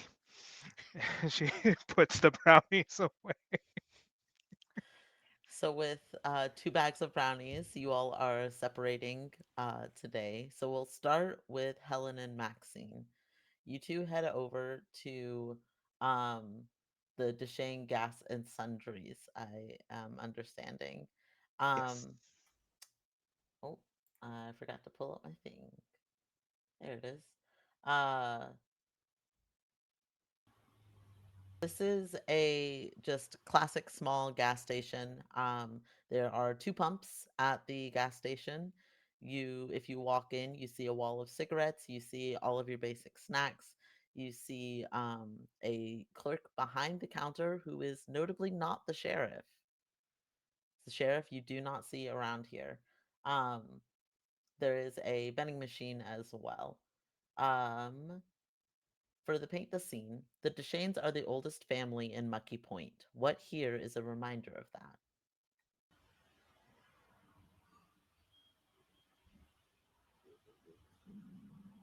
Mm, do you have an idea? I don't. The Shanes are the oldest family. I think I think it is an old black and white picture frame of when this gas station was established. Um, right like behind the counter. When you go and talk to the clerk, you'll see the family portrait and like when it was established, like Deshane's Gas and Sundries established the date.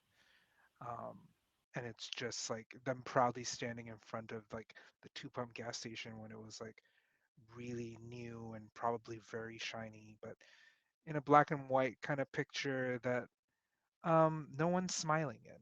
It's just straight faced.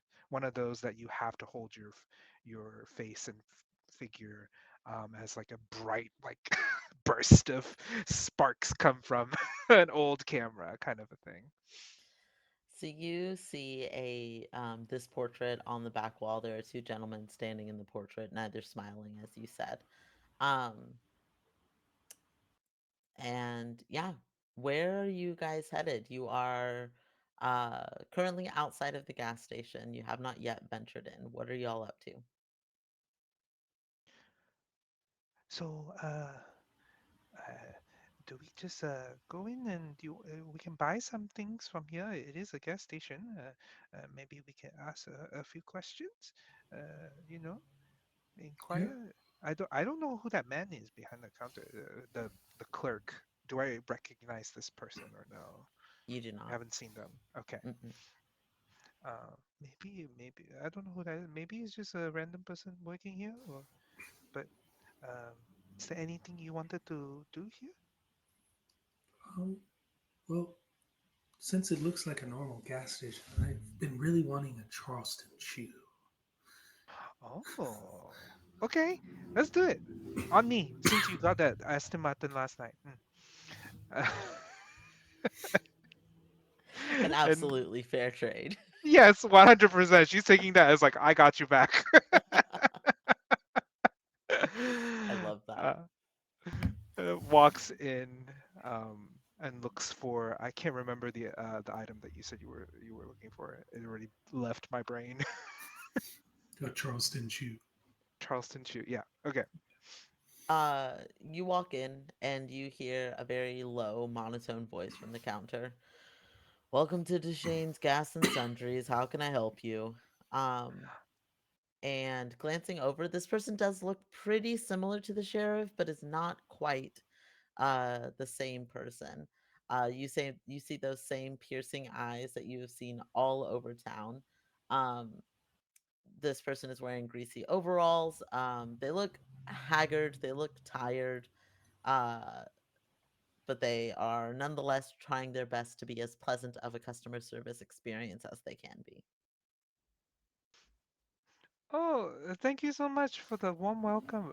Do you have a Charleston shoe for my friend here? What is a Charleston chew? This is Kian asking. So I don't know what the center of it is. It's like a chewy center just covered in chocolate. And then they come in strawberry, vanilla, and chocolate. Okay. It's like a chewy chocolate candy. Okay. Uh, the same voice drawling kind of from the front.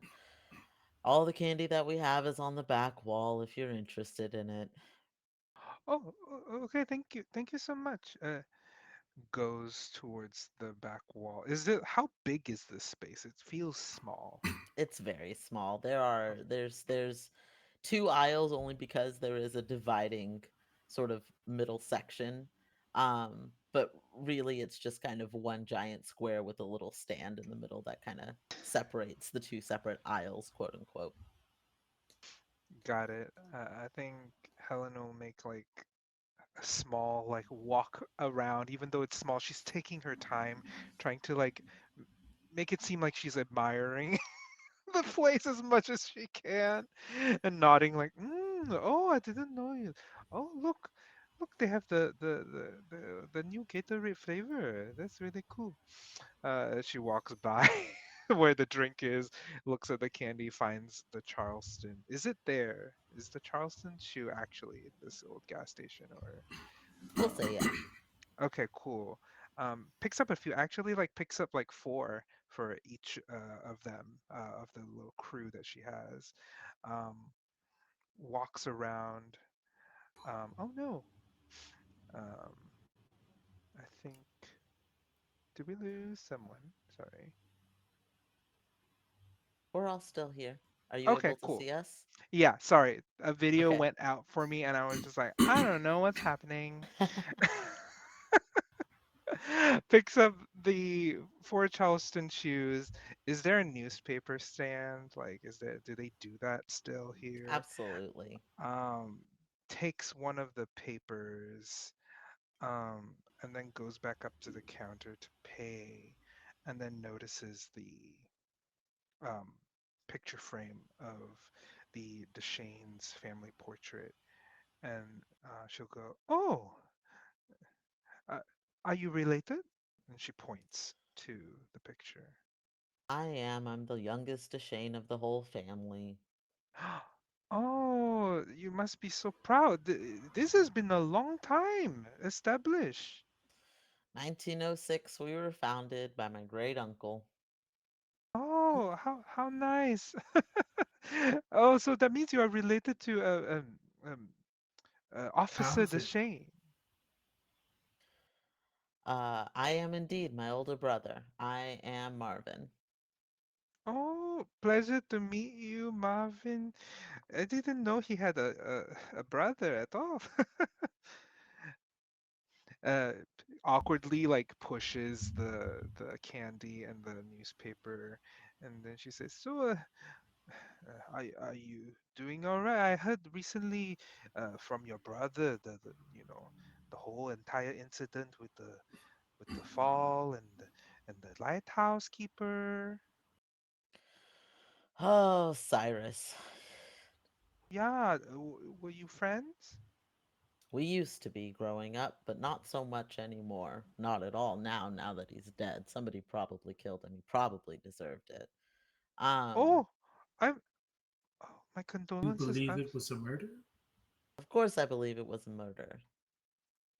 Well, I, I am taken aback. Most of the people we encountered so far don't believe that it was a murder. That's because everybody's believing that drawl that my brother is spewing. There's no way Cyrus fell. Somebody absolutely killed him. Absolutely pushed him, and again, he absolutely deserved it. Why do you say that? I don't understand why no one likes him. Why does nobody like him? Because the man was awful to work with. He was awful to talk to. He never wanted to actually engage with you. Anytime that he was forced to, he absolutely wasn't interested. It was a miserable time to be around him. Oh, I'm sorry. I thought he was your friend. What happened there? Something I'd rather not talk about. Oh, uh, sorry. I I understand. It's a very big loss for you. So I get it. Uh, and hands like I don't know. Pulls out a card because I don't know if she carries cash. Um, to pay for the rest of the newspaper and the candy, um, and goes, so do you run this whole place by yourself? You said your brother is the police officer. That means, you know, if he's busy doing police work, does that mean you're just here all the time? Before we jump into that, I'm gonna jump over to Olive really quickly just to give her a chance. So, Olive, you are hanging out at the lighthouse again to try and are you trying to find Steven? Are you going straight to the bush? What is your plan? I was going to have them like drop me off like up the way and then Okay. hobble down to try and get to the lighthouse to interact with Stephen first. Okay. You get to the base of the lighthouse. You don't see Steven outside. Okay. Are you headed inside? Um, yeah, is there anything different from yesterday on the outside? Um, Nothing that really that you notice. Okay. Then yeah, I think she's just gonna go to the front door. Okay. Are you knocking on the door or are you just gonna open it? I'm gonna knock. I'll be nice. Okay. You knock on the door. It takes a little bit of time. You have to knock a couple of times, each time progressively louder He because has to come down you're the having to, yep, you're having to knock so that he hears it all the way at the top. He has got to come all the way down the spiral staircase. But eventually, Stephen does open the door. Oh, Miss Olive, how can I help you? Stephen, hello. I have brought you these. And she's going to just pull out the brownies immediately. Um, and it's like, but they do come with a little bit of a stipulation, if you don't mind hearing me out. Sure, I'll do anything for more of your baking. Thank you so much. Um, so over at the museum, y- Miss Eleanor has been trying to finish her exhibit on all the lighthouse keepers, and she mentioned not having your picture. I wanted to do her a favor. She helped us out yesterday, and I wanted to repay her by shuffling you from here to over there to get that picture taken, if you don't mind. You know, I think that that would be very lovely. You have earned your brownies, and she will give them to him. And then it's like walking distance, right? Aren't they like pretty close? Everything is very much walking distance in this town, Okay, so except she for the will. cottage that you all stayed at. Perfect. Love it. Love it. We're out of there. Yeah, I think she'll like make sure he's grabbed whatever, like a coat or something, and will link his arm again. And as they walk kind of like around the lighthouse, she's gonna she's going to like be looking through her purse and be like, "Oh, do you remember yesterday when my purse flew in that direction? I certainly do. I think some of my items fell out of it. Do you mind if I check for them in that bush over there?" Sure, can I help you with it? I'm happy to Yes, look. please. Let's look. I'm missing, I think, a lipstick container, one of my favorite shades from the Mac counter. That it's very expensive, and I don't. It's expensive for her. And she's like, she'll just start. She'll literally a checkbook. Like she'll just start like rattling off like a few miscellaneous things that to anybody hearing about it is probably nothing significant. Um, but yeah, she's totally down for him to help her search that bush, and she's will search through that bush and see if she finds a shotgun. Okay. Roll me a meddling move. So this is gonna we're gonna say vitality since you're physically getting down and looking. Why do I keep doing things that I have no stats in? But that's fine. That's okay. Okay. Do. Okay, that's a 10. Nice. On a 10 plus, you do find a clue. Um, I'll tell you first, you do not find a shotgun. Okay. No shotgun, unfortunately.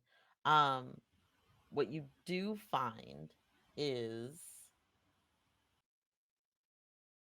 you see as you're kind of rifling through what looks like a Rifle. piece of Sorry. rifling through looking Sorry. for the rifle. You see what looks like a piece of rope and you grab it, and upon further inspection it's maybe about 2 feet long, and you see its frayed ends on both sides, and on one end it is speckled with blood. So officially, a piece of frayed rope speckled with blood. I think she's going to show this to Steven and is more just trying to get his reaction, and is really going to study like how does he react to this, um to um yeah, seeing this kind of item. this is Steven seems pretty surprised. um I can't possibly imagine what this came from. Is there anything that I like, I know there's not like a thing, but I want to like insight, like is he lying, is like can I get any kind of gauge on how genuine this reaction is? Yeah, we can do a day move. Hmm. You'll roll me, we'll say presence, but first you have to tell me what you think will happen if this goes poorly. I think if it goes poorly, he will want to take the rope. Okay, so go ahead and roll me presence. That is a 9. Okay, so you are able to hold steady, you do what you intended to do, but there is a complication. Um, I will say that the complication here, uh, first of all, you get the sense Steven is being very genuine. Okay. Um, I will say that the complication here is that Steven wants to doesn't want to go to the museum, wants to head back upstairs to check for something. What what do you want to look for? Oh, just something I need to go and take a peek at really quickly. And then we can go to the museum. I don't know how busy she is today, and we're not here for much longer, and I really wanted to make sure that I could do this for her. I I can certainly find my way over to the museum at some point. There's not going to be any eventually I'll be able to make my way over there. I can wait. I can wait for you. As you see, um, my other my friends have uh, gone off to do some day shopping as I was running this errand, so I have nowhere else to go. That was so threatening. That's eyelashes. um I will say that if you keep pushing, you'll probably take a condition here What kind if you of keep condition? pushing this, and that's Oh, entirely up to you. am I now marked by Steven? You would Um, be marked by Steven okay. if you keep pushing. I mean, he doesn't even want me waiting around. No. That's sus, Steven. Um,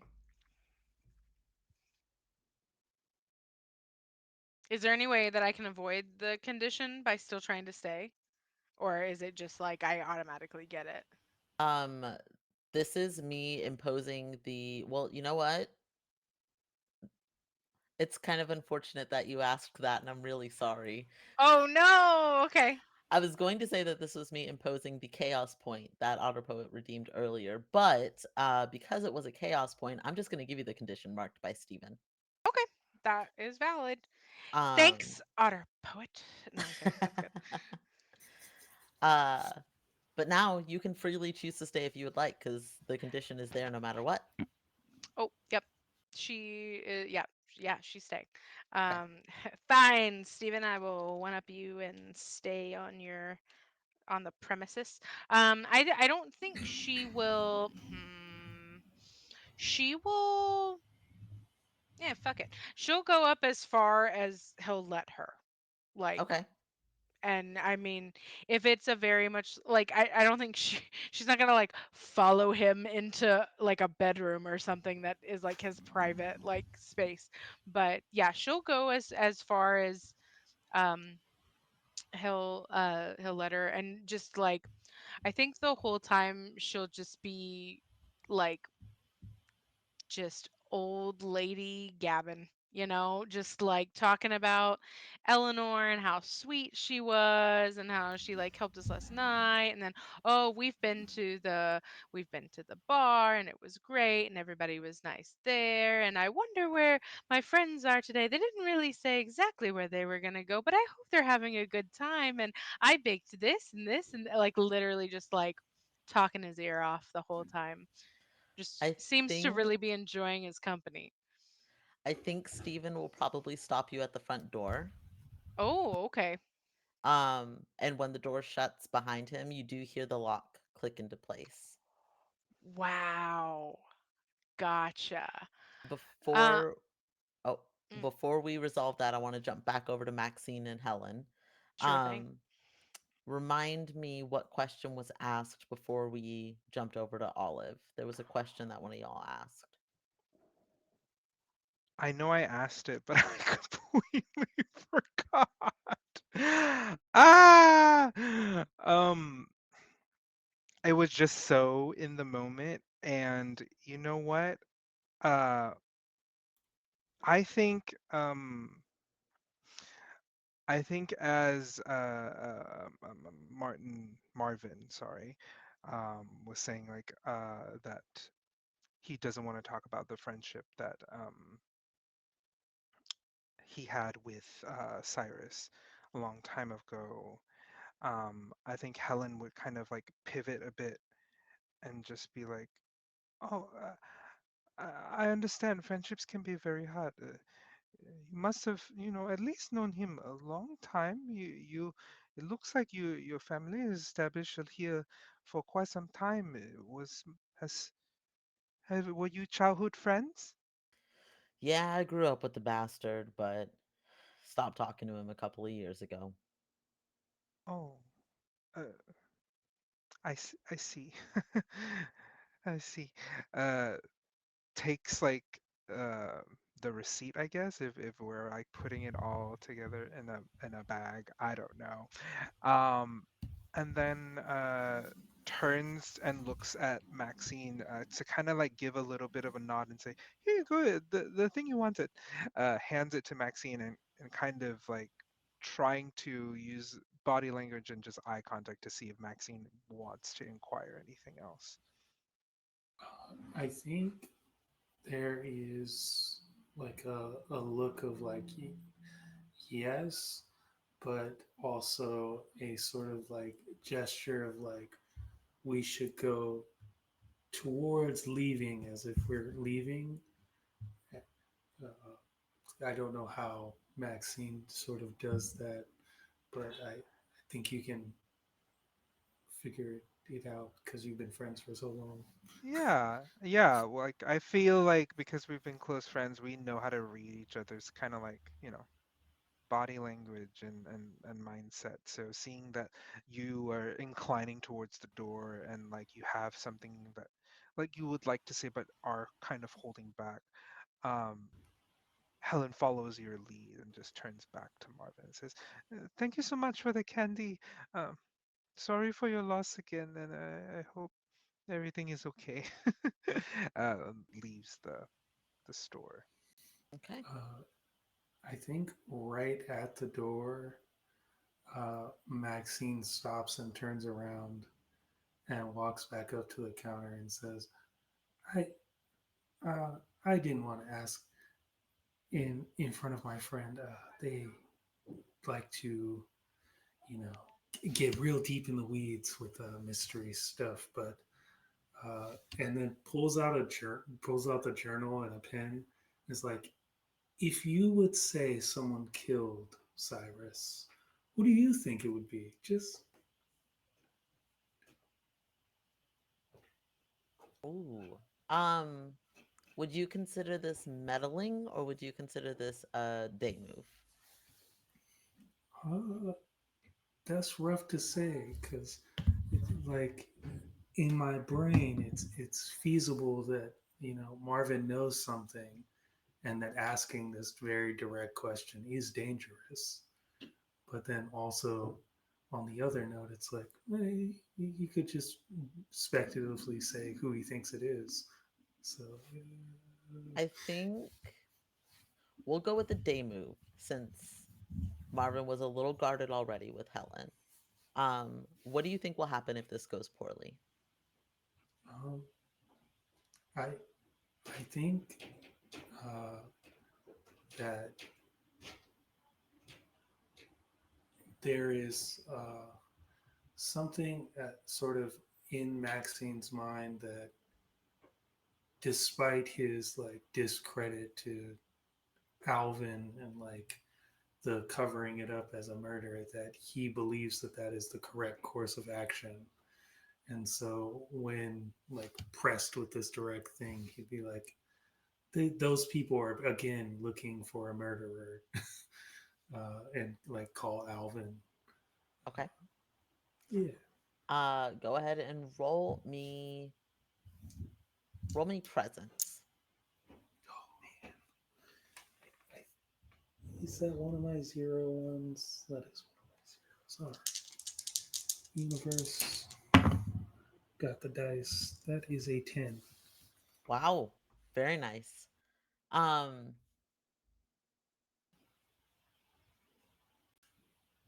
since it's a hit, I'm gonna do both as though you had also done meddling.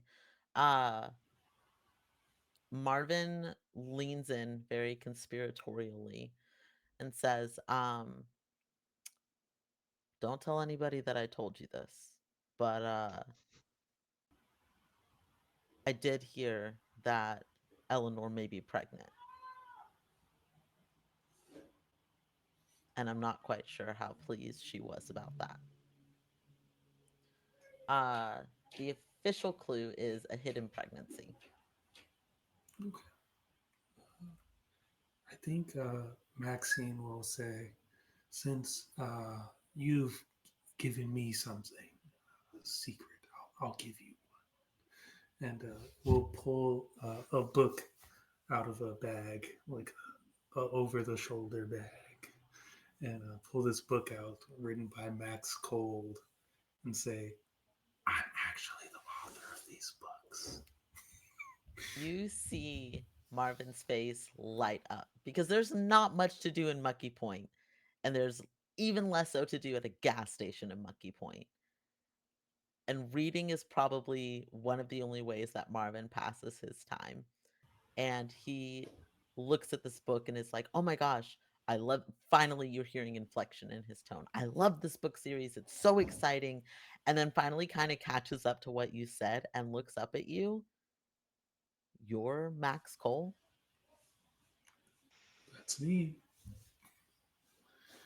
Uh, Roll me roll me presence one more time. This is just to see how much Marvin believes you. Jeez. That is a 7. Okay. Easy enough. Uh Marvin still looks a little suspicious and then says, "On the off chance that you are," opens up the book, slides it back across, puts a pen on top of it. "Would you sign this copy for me?" Of course. We'll pull out a pen and sign it. Uh, But oh, go ahead. yeah, thank you for your help. I appreciate it. And, I don't know that the book will be worth anything, but hopefully you enjoy it. Uh, Marvin is already sitting back, opening up the book, getting ready to start reading. Absolutely. Um, you have made this gas station attendant's day, which is saying a lot because Marvin is not easily pleased. Marvin is probably the one person that I in my head is the most surly out of everybody. So I love this. Um, I want to go ahead and jump back over to Olive. Olive, you are standing outside of this lighthouse. Stephen has gone upstairs, locked the door behind him. What do you do? Can I say that? And if I don't, it's fine. Do I have a cup in my purse? What justification would you have for that? Sometimes I get thirsty as an old lady and I need to hydrate. And instead of carrying around a water bottle because those are heavy, I carry around a glass and hope that someone can give me water. I'll allow it. Yes. Okay. That's fair. It is also used for times like this when I can stick it to a door and put my ear up against it and try to hear to see if I hear anything. Roll me, we'll say roll me reason. Okay. Yes, I have 1 point. Yeah.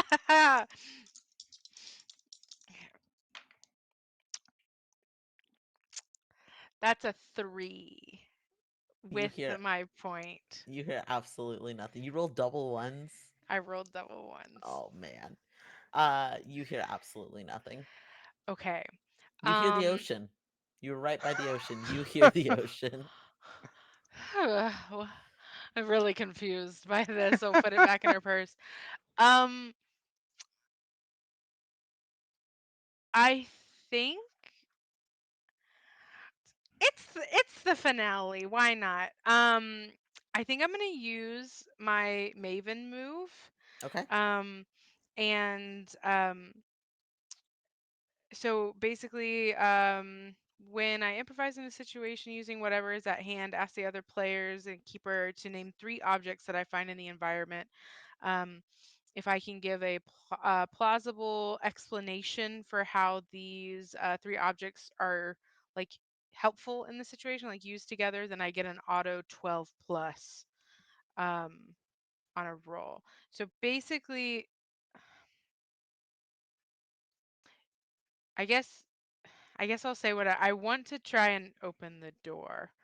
Okay. Um, and so I guess y'all give me objects, and I might be doing this backwards. Sorry. Um, but yeah, I'm gonna MacGyver something to open the door. Okay. So everybody has to give one object that Olive would find in the scene. Um, I will give a rock. Okay, makes sense. Makes sense. Uh, we are outside of at the base of the lighthouse, right? Hmm. That's Correct. where we are. Got it. Okay. I will give you a ballpoint pen in your purse for Ooh, all okay. those checks you want to keep writing out. Love it. Absolutely love it. Okay. Oh, you're muted. Yeah, with a pen and a rock. All right. Now we just need paper. Just kidding. Just kidding. uh, yeah. Um, what in the world could there be outside this lighthouse? Uh, I think so. We were here earlier, and there was that weird soapy substance. Hmm. That's a thing. Maybe, uh, man, I'm trying to think of something interesting that could be outside. Uh, yeah, I can't place anything in my brain here. Um, spin. I'm gonna say that you have a spoon in your bag. Okay. Okay. Okay. I got this. I got this. Okay. So she has basically what she's gonna do is in the door lock. Um, I'm just gonna say that it's maybe like it's like a bigger kind of like key lock than normal. She's Hmm. going to wedge um the pin and then um the spoon in kind of like a lockpick maneuver, and then she's going to take the rock and just like hit it on the pin and bust the lock. All right. That's a 12 plus. Yeah. You are in the door. Okay. And I think she's just gonna go, Stephen, the door locked behind you. It's autumn, my boy. It's very cold outside. I don't think what a sad accident for that to be, but don't worry. I was able to kind of give it a little shove and it was able to open. Don't worry. And she's just going to be like actually making her way up the stairs to try and find out where he's at. It's like the coziest horror movie. This old woman busts through the door after Sh- Steven is trying to hide. she has her like cardigan too, and is just like, it all it needed was a little shove. I think it might be kind of rusted from the seawater. And if you look at it, it's literally like the door knob is like just like bleh, like just she had a moment of strength. Really quick, Maxine and Helen, are y'all headed to the lighthouse to collect Olive? I think so. I think since we're done here, unless Maxine really, really wants to find the constable right now, um, uh, you know, uh, that's where we'll head next. But like, you know, I think Helen's waiting outside, already eating the candy that she bought. And she's like, where do you want to go now? You want to? Should we pick up Olive, or did you still want to go talk to the sheriff? Uh, I think we can pick up Olive and then talk to the sheriff after. Okay. Starts walking there. Okay. Um, all of you are walking up this spiral staircase. Each little step is echoing off of the stone walls. You hear Stephen call from above. W- uh, um, hi. How did you? And you hear his steps starting to come down the stairs. Uh, I think it's a little rusted. You might want to get that repaired. I figure because of salt water, it's probably rusts faster than other doorknobs, but it's very cold outside. I I think it accidentally locked behind you. right. Um, Listen, I don't want to go to the museum Why? because you're kind of stressing me out. It's just for a picture. Yeah. Uh, I'll go to the museum at another time. I need to stay here, and I think I, you clearly know where the door is. So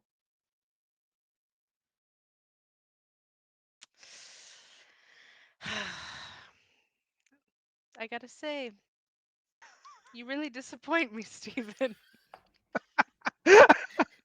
you can't tell this gentle boy that he's disappointed you. He was down to go with me just a second ago, and then we saw a bloody rope, and now he won't go?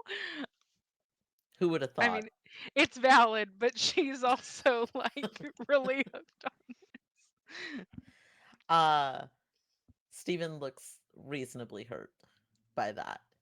Um I I need to take care of something. If you're still in town later, we can go to the museum. All right, Steven. Enjoy your brownies. And it's gonna kind of look at him like this, and then just, I guess, make her way. Are there any other now? Does she hear any noises now that she's inside? Is there anything else going on? Roll me a reason. Which dice? Which dice? We're gonna go with the bloody dice because that makes sense for this. Nope, they sucked. That's a 5. You don't hear anything. Just the ocean. Damn. Okay. Yeah, she still has the rope, right? You still have the rope, yes. Okay, good. That's in her purse. Yeah, I don't know what else she could do unless she like grabbed him by the ear and drug him to the museum, but I don't think that's probably gonna work. So, yeah, she'll she'll walk out and kind of do the thing where you lock the inside of the door before you walk outside, Yep. but just kind of like as a more as like, I mean, the the door's busted, so it's not gonna do shit. Um, and so she'll just lock it and then just close it behind her, but it probably like, and then it's just gonna kind of make her way up the road. And I mean, she wasn't lying when she said she had nowhere else to go. So just make her way up the road, I guess. We'll say as you're coming out at about that time is when you reunite with Helen and Maxine. Um, and I think that as you three come together, this is an excellent time to go ahead and start the theorize move. So, for the Ooh. audience, the way that the theorize move works, this is an open conversation amongst the players. I do not partake at all. Players, your goal is to use as many clues as possible to help give you a bonus to your roll. I have posted all of the clues in our group chat. You have 9 clues total. If you are able to use all 9 of them, you will get a +1 to your roll. All it comes down to is that one single roll, but you have to justify using every single individual clue, and you have to explain to me how you tie it in. So I will hand it over to the players now for your conversation about who, if anybody, killed Cyrus. So if that's what you need to answer. Was it a murder? And if it was, who killed Cyrus? I'll hand it over to you. Okay, do we all agree that this was a murder? Like, Does everybody think it's a murder? I think it's a murder. Helen will come up and say, "Oh, Olive, you wouldn't believe what I found out. I guess the sheriff's brother Marvin works the gas station. The whole entire family owns it. One of the oldest families here, you know. Uh, uh, did you find anything here? This, and she'll pull out the bloody rope. Oh, It's not a shotgun, but it's where the shotgun was. oh, I know I oh, said I wouldn't talk. I will interject really quick. You have 10 clues, not 9. So if you use all 10 of them, you'll get a +2 to your roll. Ooh. We have ooh. 10? 10 clues. Oh, because I doubled 8. Okay. This is I was like, yeah, I'm taking notes. I'm sucking at numbers today, apparently. Um Do we do So you this have. in character or out of character? Is it like I'm a doing it in character, Okay, okay, baby. okay. That works for me. That works for me. Unless you don't No, want no, no, to. no, no, no. That's good. That works for me. I just wondered. I just didn't know. um, um, she goes, "Oh, bloody rope. Oh my goodness. Okay. Uh, well, And after I because I showed it to Steven, and Steven got very weird afterwards. We were gonna go to the museum, and then as soon as he saw it, he had to go do something in the lighthouse. do something in the lighthouse. And I couldn't find out what it was, but I broke his door. Oh, Oh, how? That's very difficult. You know, I have I ways. know, I know. One time I saw you just make a hat out of nothing. So It was for that Kentucky yeah, Derby party that you I hosted was know. very fast, and Who I knew needed a so hat. I much? needed a tiny hat. Yeah, and like all of the lace, you just like bundled it up together, and then like some chicken wire, and then suddenly there, boom, a hat. But anyways, so we have this frayed rope with blood where there was where you saw the shotgun. Hmm. Uh, who do you think you know is a few suspects? Maybe we lay out our suspects first, right? Isn't that what they used to do? Uh, Hmm. yeah, so who do you think prime suspects of the murder of Cyrus? Question for Kian. Can it is it possible that it can be more than one person? It can be as many people as you think as long as you can Okay. justify it, The Okay. entire town. It's Mucky style. everybody in town. Oh yeah, I including forgot. That's right Genevieve for the early. dog. Including the dog. Um, I I feel like, and I'm still working out who, but I do feel like it was more than one person. I can see Yeah. that definitely. I think personally, the cop, that sheriff is giving me weird vibes because his brother openly said, "Hey, he was the one that was trying to convince the town that it was an accident." But his brother was like, "No, I was best friends with Cyrus when we were little, but like, he turned out to be a jerk, and then." I'm not friends with him anymore, but I'm pretty sure he was murdered. So if his own brother is saying that it's a murder, something is off, definitely, especially since it comes from the oldest family in town. So I think the sheriff the you know is definitely involved somehow. Um, Now, as we know from all of the different books that we read, uh, you know, uh, Amanda Delacote sometimes say will connect multiple people together, and sometimes people do work together just to cover each other's backs. So maybe there is another person. Do you have any other ideas of what other people would be together, working together with the uh, the constable? What if it was the police, the Deshane, and Eleanor? Oh, but why would she kill her own partner? Why was there a skull on her property? And there was the whiskey bottle with the diamond ring. So maybe it's not just a love line, maybe it's a love triangle.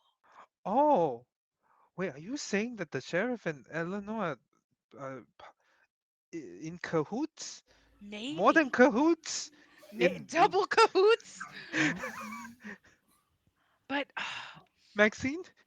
I think there's that's very possible, but I can't shake the feeling that I hate to say this, such a nice kid, but I do think Steven is involved somehow.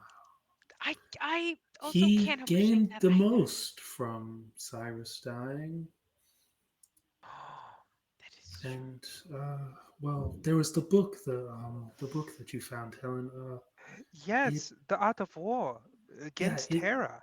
yes, that seems But I like thought a they were Steven thing. friends. Oh, Everyone's good at pretending to be friends oh.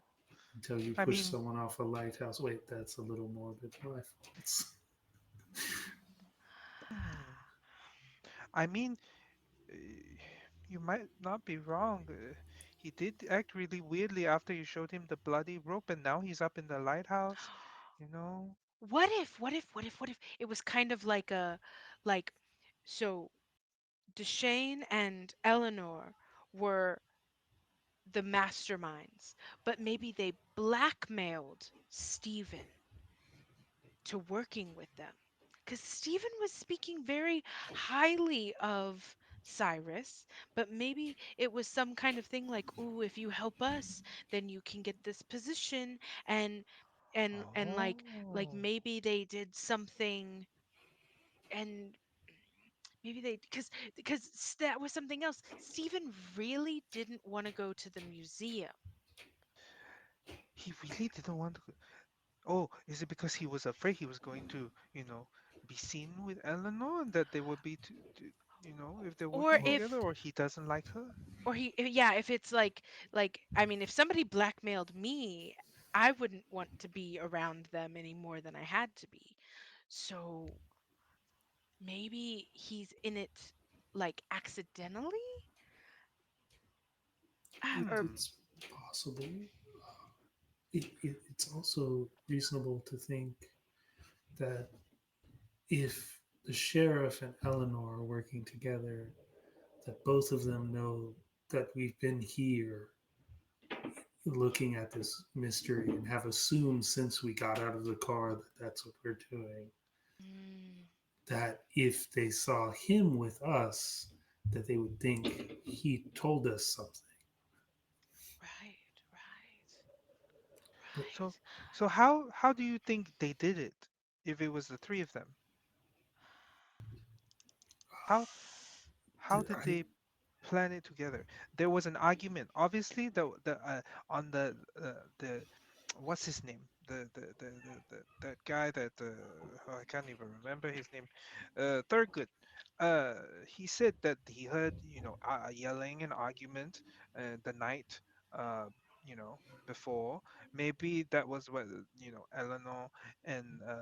Eleanor and Cyrus could have been arguing. He didn't really say who, but if she had a pregnancy that was that was hidden, um, you know maybe there could have been an argument. Also, who puts a diamond ring in a bottle? Like I would Was want to s- wear it. Yeah. true, but someone that wanted to propose but was upset and thought that his chances for proposing were shot. What if like it's kind of like a Belle and Gaston kind of situation. So Oh. like Deshane really liked Eleanor, Uh-huh.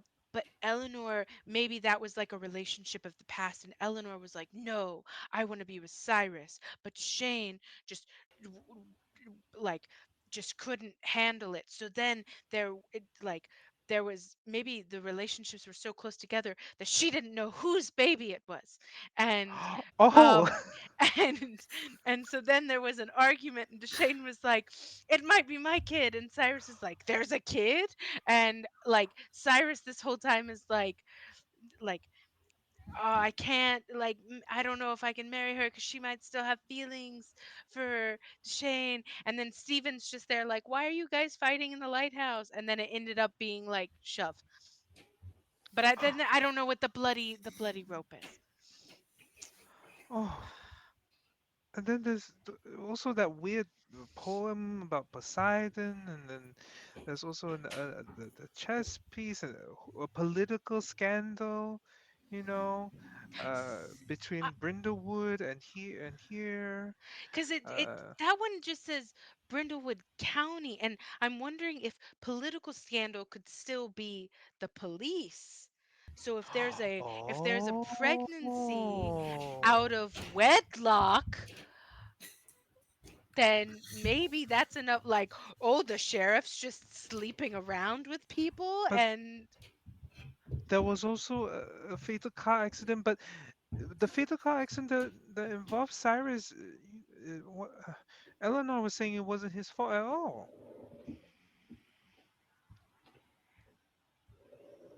Hmm. may I wish we knew who died. We Uh, know who died. well, who died in the car accident? In Oh, the oh, car you accident. mean the car accident? Who I thought, died in the road? I'm so sorry. I thought you were losing your memory again for that one Well, second. that's not very far off. I normally I would, but oh, oh, that's so funny. Um, hold on, I gotta clip that.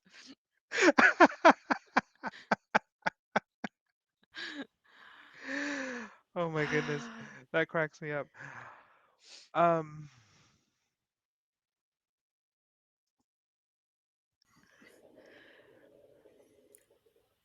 Ugh. so here's what maybe I think we could try to do. Okay. Go for it. Go for it. You know, uh, in a lot of murders, we always know that it's somebody that is close to us. Uh, so it could be possible that Eleanor is the one that committed the murder, um, and maybe she got somebody else to help her with it.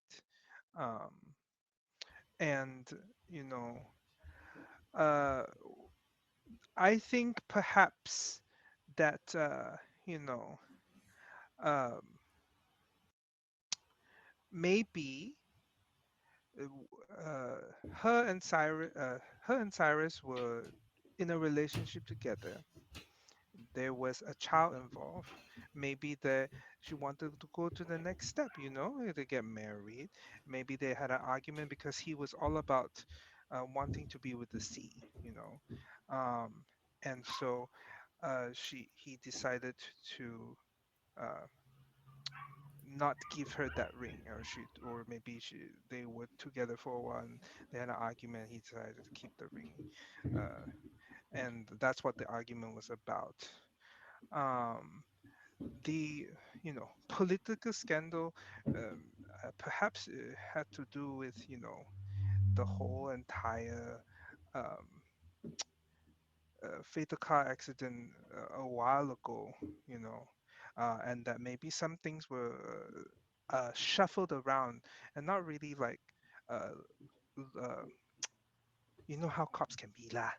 They like to like push papers aside. So maybe the political scandal was about the fact that they're like hush hush, tried to pin the car accident on Cyrus, because we know that Cyrus and him were not the policemen were not doing too well because of the whole kind of like love triangle situation that you were saying before.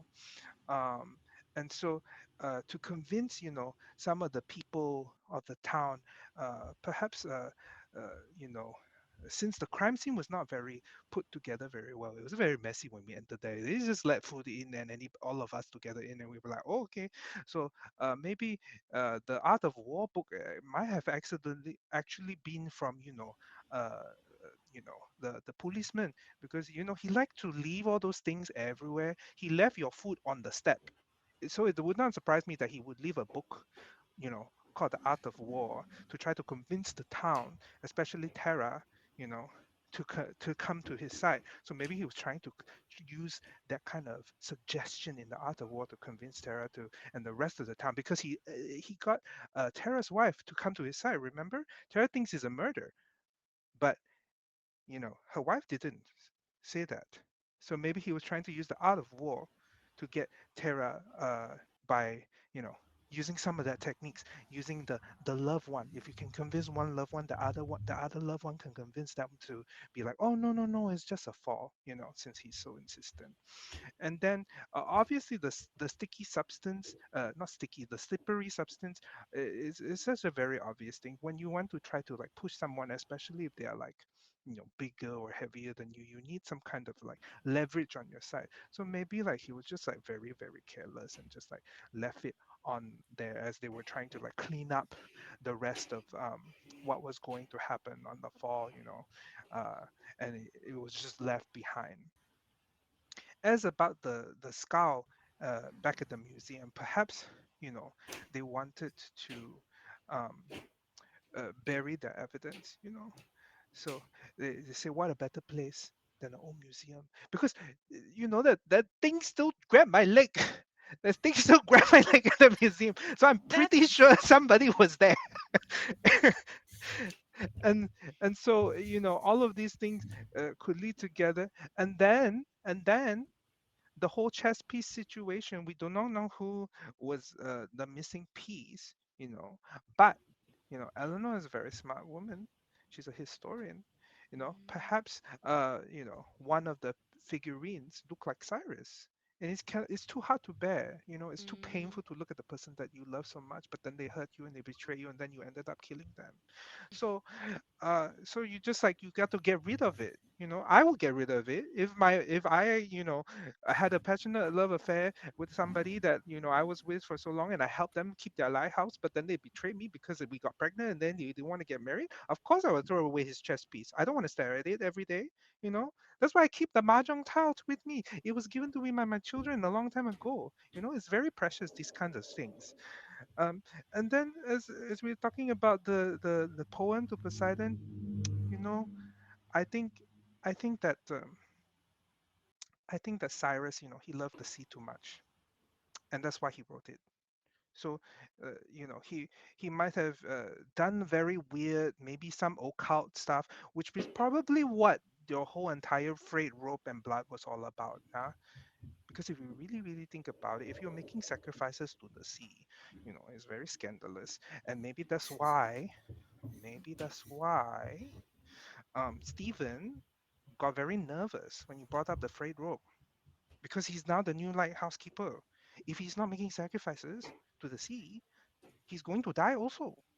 You know, so I think with all of this together, they might have blackmailed Stephen to help them cover it up so he can rise in the ranks to be the next lighthouse keeper, to cover up the scandal of the children and the big argument, and also to cover up how the affair between both the uh, Eleanor and the sheriff were having. And so I think it's all tied together that way. those are good. Those are good. Did Can I I have? miss anything? I think you hit everything. I really do think that you hit everything. Can I have a question, just of something maybe talked about? Okay. Did did anybody ever talk about Cyrus having like a funeral? The newspaper talked about how there was basically nobody there. But I yes, he did have a see. funeral. Okay. Yeah, see, if I love Cyrus so much, why didn't I show up at the funeral? Nobody was there. I have a wild, just, I'm just gonna throw it out there. We can keep it or we can throw it away. Okay? What if Cyrus isn't dead? What if he He's faked? definitely dead. That's his skull in the backyard by the tree. Maybe there's another, maybe there's a, but what if Cyrus isn't actually dead? He faked his death. Oh. and he's living under the crawl space. And he used somebody else's skull to fake his death even more? I don't know what that is. I'm still workshopping this thought, but like, but but. mm, You mean he was so tired of working that well, he wanted to die? well, everybody hated him. I don't know. Blair doesn't know. Um, ee- I something you said in there. It. Hmm. Okay, crazy idea. we're Number keep him going. Keep him going. 7,000. Uh, what if Sarah is the killer? Ooh, why? Why? Why? Why?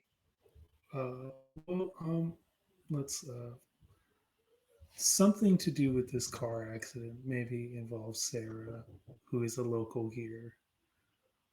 Um, the Sun Tzu Art of War, uh, things to be used against Terra, could be convincing Terra, who believes it's a murder, it's not a murder, and Sarah just having that information. Um, but then we somehow need a connection to the museum. The political scandal could be, you know, that there's something wrong with how they went about maintaining the lighthouse and the museum. I'm pinging things in my head here. Uh, so we would still need Eleanor to be involved in this somehow. But Eleanor and Sarah could be involved here. Um, the blood and the rope, right? That's a thing. You could have potentially hit the person with the bag hard enough to make them bleed, and that rope is there, right? Uh, Whoever was in the bush. Jeez, my brain. No, I get you. I feel like I have like some clues for like one scenario, some clues for like another scenario. Yeah. Uh,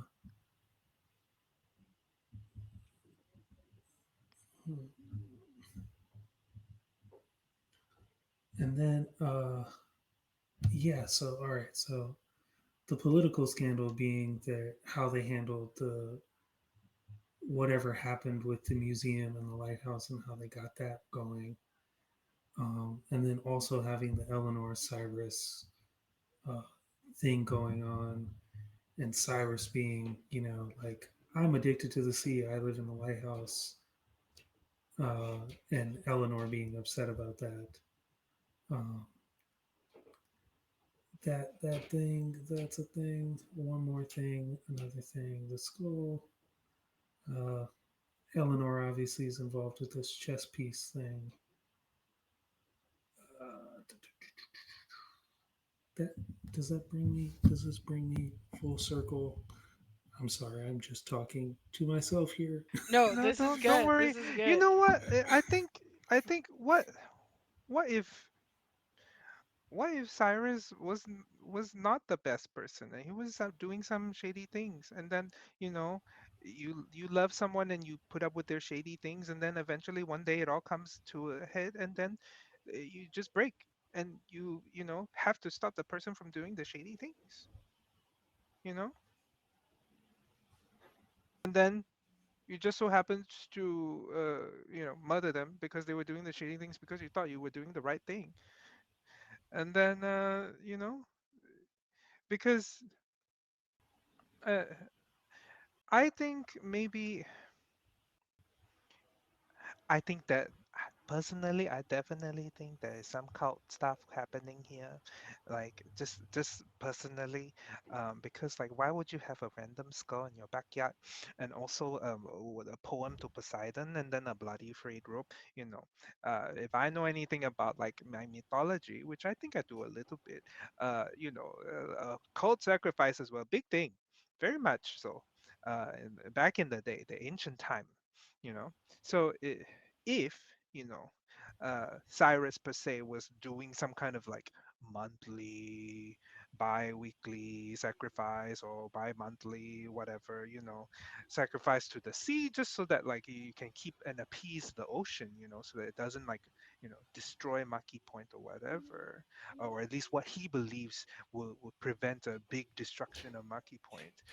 Maybe Eleanor thought that enough is enough. You need to stop with the craziness and just move on. But he couldn't take it. They had an argument, um, and that's where the plan started to happen.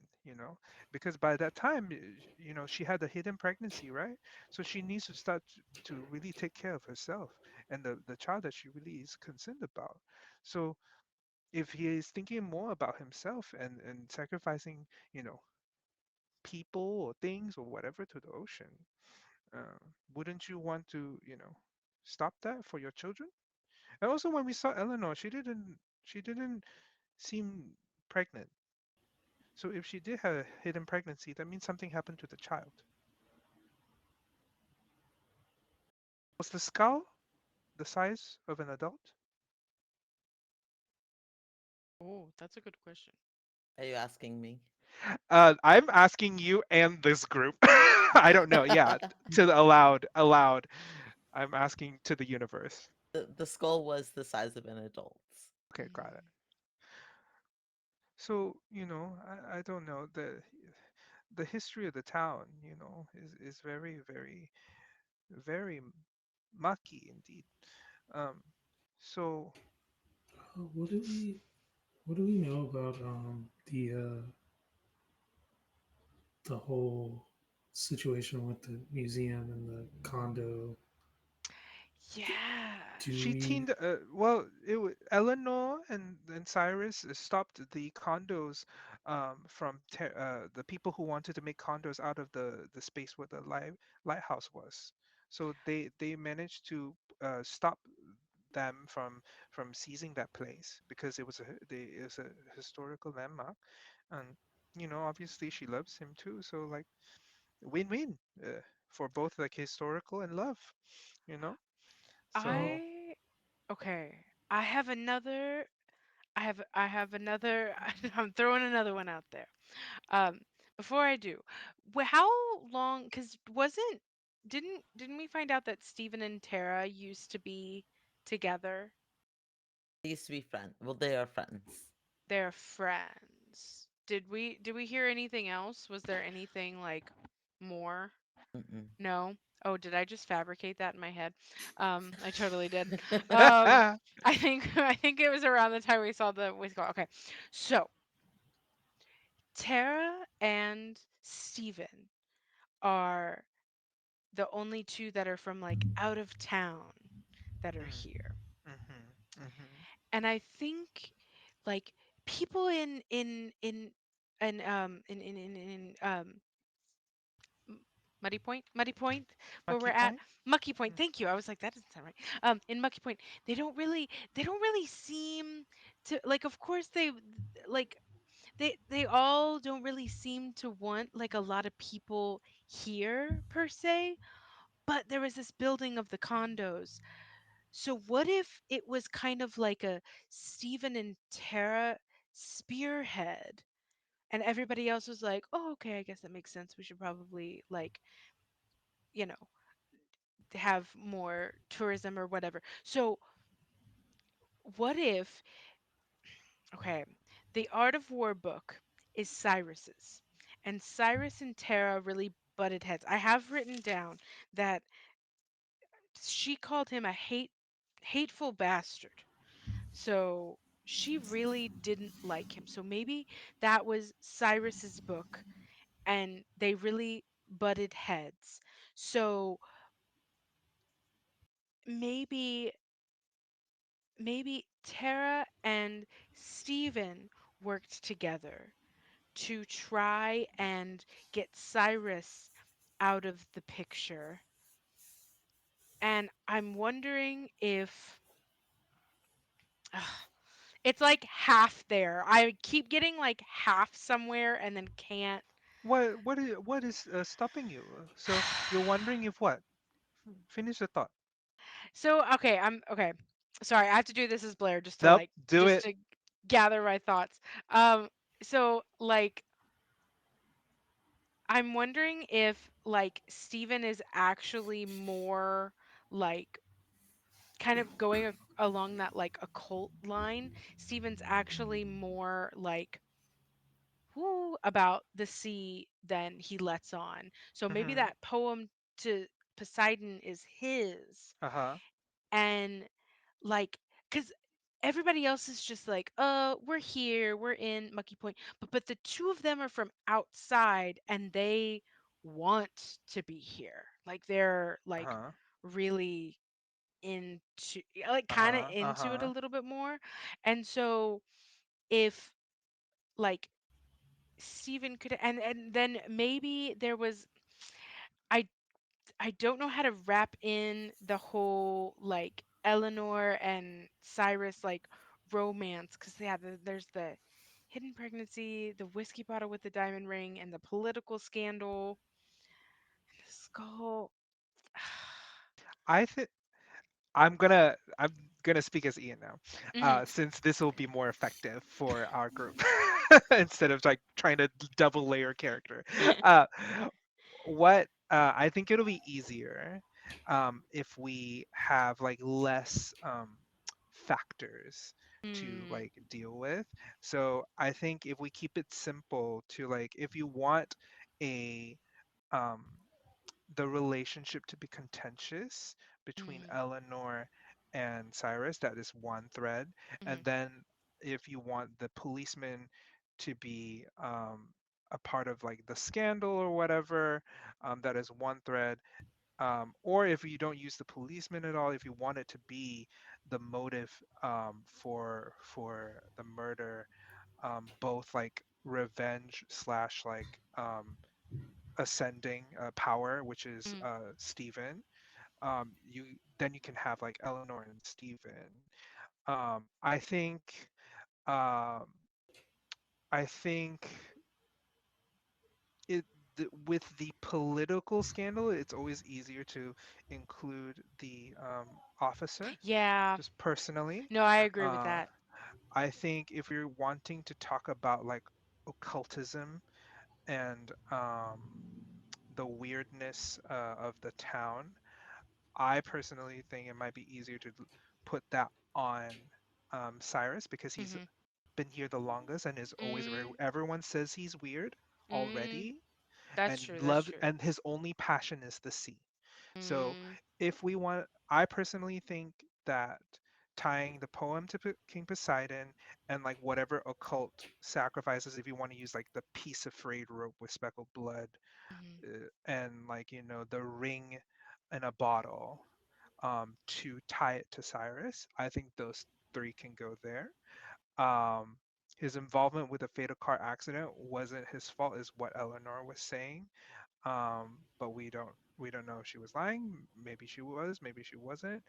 I think the art of war thing to use against Tara could either be for the policeman to try to convince mm, Tara that it was just an accident if he's mm, involved, or it the could be Cyrus again if he just wants that group of people to just like back off of him. mhm, Um, the uh, skull the things that I think are a little bit weird are the skull mhm, because we haven't really like out of all of our arguments we touched that the least, mhm. and I think the chess piece as well. The so uh, personally, um, my in my brain, Mhm. I think it is it is a weird like uh, revenge occult uh, uh, thing happening in this town, because you also have like the police is one of the oldest families in the town too. Mm, His family is pretty old, and he knows, like the brother of the policeman knows Cyrus.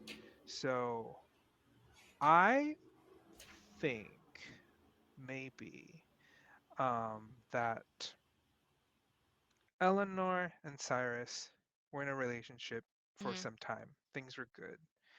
I think that she had a hidden pregnancy. Whether it was with him or with someone else, we have to decide. mhm, They had a fight. So, what's the reason for the fight? Was it because of the pregnancy? Did she find that he was doing something shady?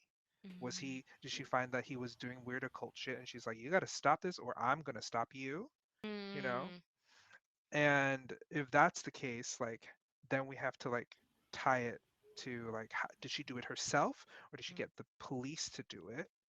Or because the enemy is my enemy, if we were doing weird things now. Um, and so yeah, like those are different pieces. I think sorry, car horn, mhm, weird ADD. Uh, I think my vote, if I was gonna cast this, mhm, is I think Cyrus was up to some shady shit mhm, as an old man in a weird town that has like occult things. mhm, I personally think that he loved the sea more than anyone else and was willing to throw away his relationship with Eleanor for it. Hence mhm, the ring in a bottle, mhm, hence the poem to Poseidon. I can even think that the skull in the backyard, um, we can even tie that to more occult stuff. Like maybe in order to appease the sea, mhm, you have to like bury someone or do some kind of occult sacrifice somewhere, and mhm, like that point where the hanging tree was holds like some kind of occult significance. mm, And that's why there's a skull there. It might not be his skull, but it could be like a person that he sacrificed a mhm, while back. I think that Eleanor found out about this, that he was doing shady shit, mhm, um, and that perhaps maybe his plan was to be like, if I'm gonna be real dark, sacrifice a child, uh, you know. But I don't know if I want to go there mm, at all. But uh, and then yeah, maybe they just had a big breakup mm. because of that, and so she hid her pregnancy, and then she decided to tell the policeman about it, Mhm, which brings him into it, and he mhm, already has like a grudge against Cyrus. mhm. And what am I missing? The whiff of a political scandal. What if, like, just to kind of like tack on with I'm liking this the best. This sound I agree. I think this sounds the most solid. What Okay. if she like gave him, like, Cyrus, like an ultimatum? Like, you either keep up your occult stuff or you pick me. And cuz he was going to try to do both. And so he Mm, was going to propose to her, and that's why he had the ring. And then she was like, "No, you either stop that and marry me, or like mm, vice versa." And so he was like, he was like, "Oh, I can't give up the like, I don't know what to do." And so that's why the ring's in like the bottle. Like, he was like sad and drinking or whatever. And then, yeah, I think maybe she went to the the sheriff, and maybe there's either like it's either like a strong friendship or like a romance there or something like that. And the sheriff was like, "Okay, I'm gonna, like, he's messing up, I'm gonna like defend you." And so the sheriff goes to the lighthouse to confront Cyrus, and Eleanor's Mm. there, and it ends up getting in like a heated argument of just kind of like, how could you leave her, she's like pregnant and stuff like that. And so then it ends up being some kind of like scuffle that kills So it was an Cyrus. accident. Yeah, it was kind of like it was like an accident that got a little too Out of hand. right, right. And I think like maybe like I think the newspaper clipping about like the fatal car accident, but people being like like Cyrus getting off, like the judge said that it was like an accident and stuff like that, and then the political scandal. I think that maybe that reveals that the sheriff can kind of like get away with whatever he wants, kind of, like he holds like more power just because he's able, They are, he's like the sheriff. yeah. Yeah, Yeah. because he's the sheriff and his family is also the oldest in town. So like Mhm. it's easier for them to like bury whatever evidence that they need to. Mhm. Mhm. So it's okay, I like this theory. Andrew, do you have any thoughts like of what we've said so far? I I also like this theory. I did have a random tangent possible thing to go back to the darn museum lighthouse thing. Maybe someone in particular uh, had like a reasonable leverage to ensure that the condo thing happened, and they killed that person and then Oh, covered it Oh, up. double maybe homicide. so. And then Cyrus knew this later and got rid of like, I don't want to marry you anymore. You like set up this whole like kill a person thing. Because Um, it could have been like the three of them were We're in in like cahoots. cahoots, and so maybe it was like a thing of like how Cyrus was able to get that accident was an accident. Like the sheriff was like, I did that for you, like I helped you get away from that, and now you're like, and yeah, maybe there was like a I like like that some other, idea. yeah. I Ooh. like the idea that Eleanor and Cyrus were together for Mhm. some time. They the outside tried to build condos where the lighthouse was. They tried to stand up to it.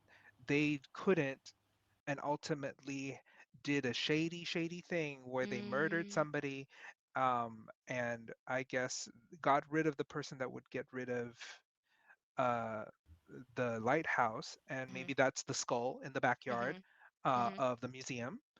Um, and then, in order to like cover it up, the um, the whole entire thing was that maybe that was the fatal accident. Like they murdered the person that was supposed to take over the lighthouse or like with the condos died in the fatal accident, and then Mm.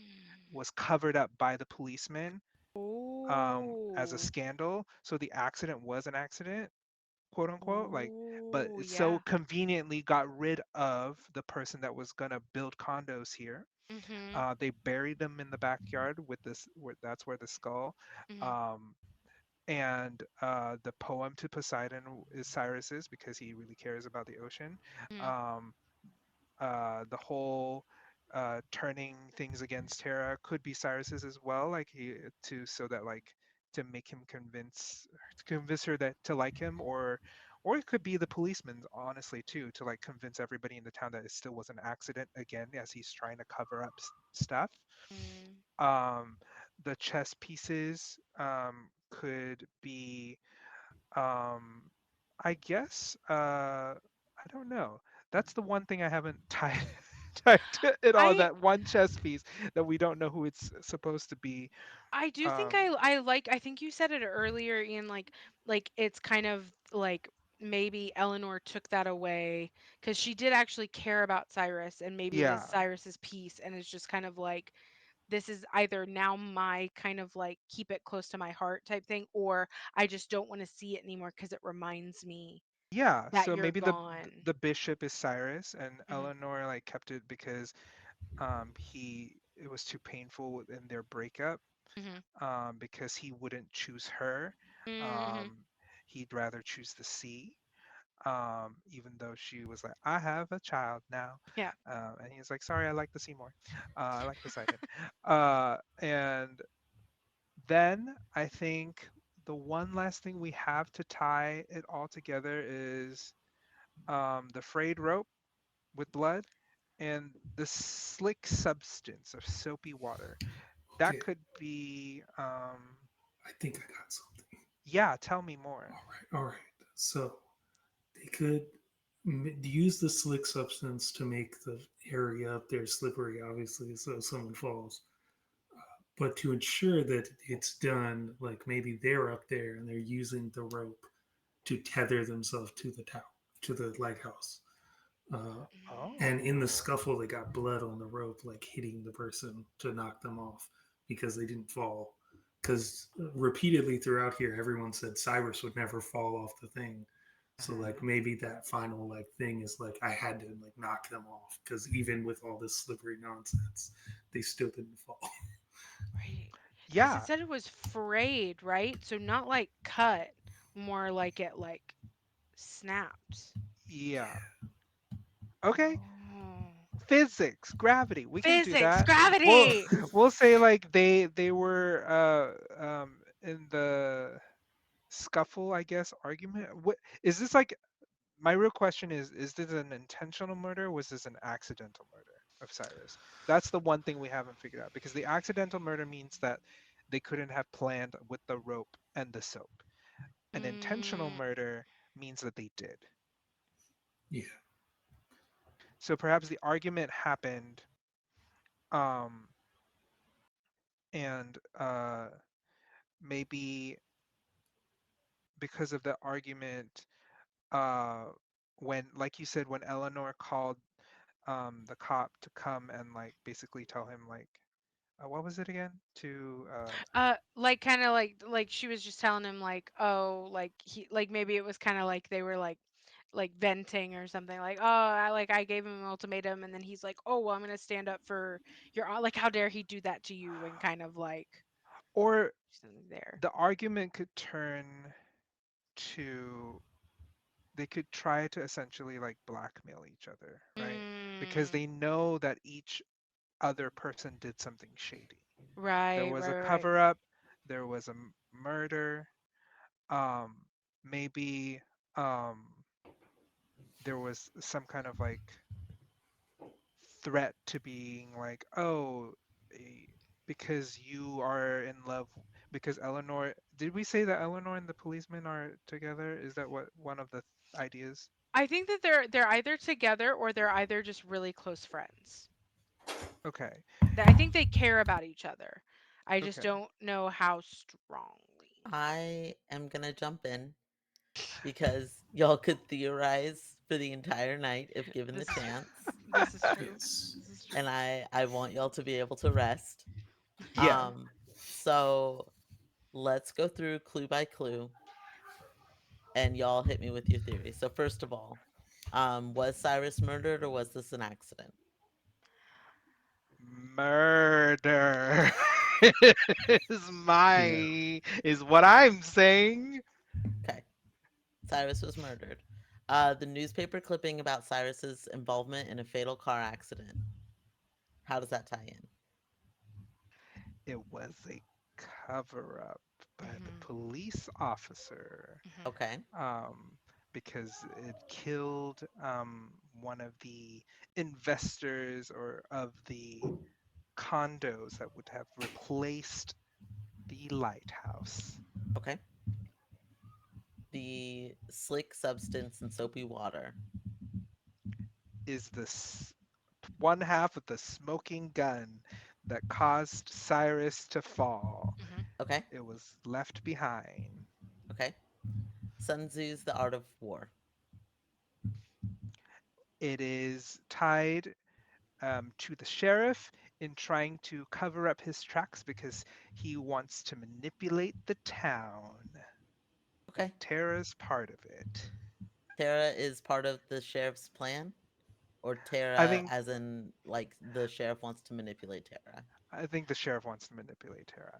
Okay. The skull. It was the murder of the other and the other person Condo that wants. guy. Yeah, I don't know what they're called. Investor? Investor, I I don't. think makes sense. Sure. Okay, so both of these condo people were murdered. Mhm. One was an accident. One was intentional. Okay. The chessboard.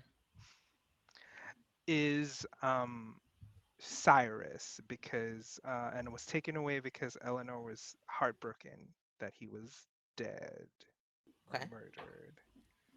The political scandal in Brindlewood County. It was when these convenient deaths happened.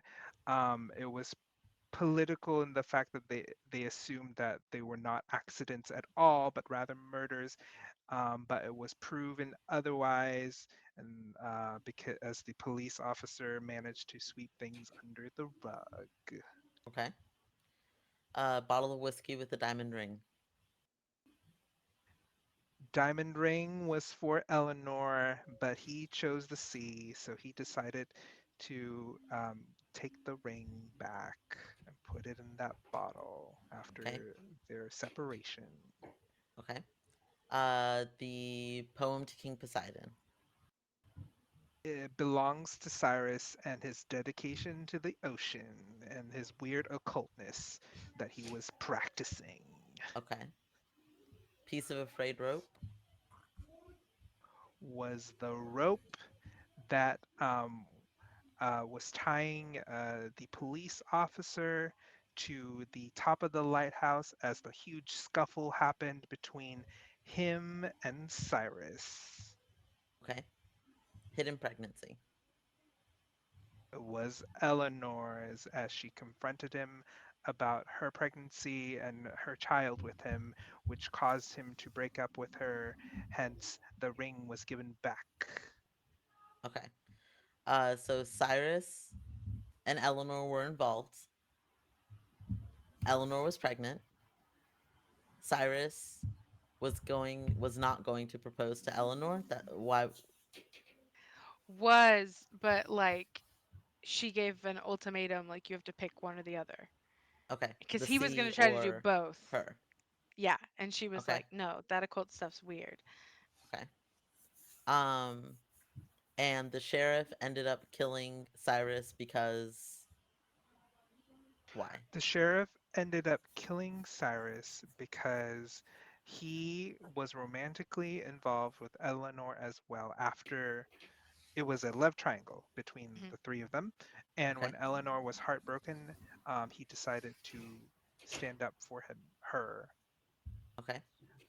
Um, and the sheriff is manipulating the town in part by like making the accident become an accident.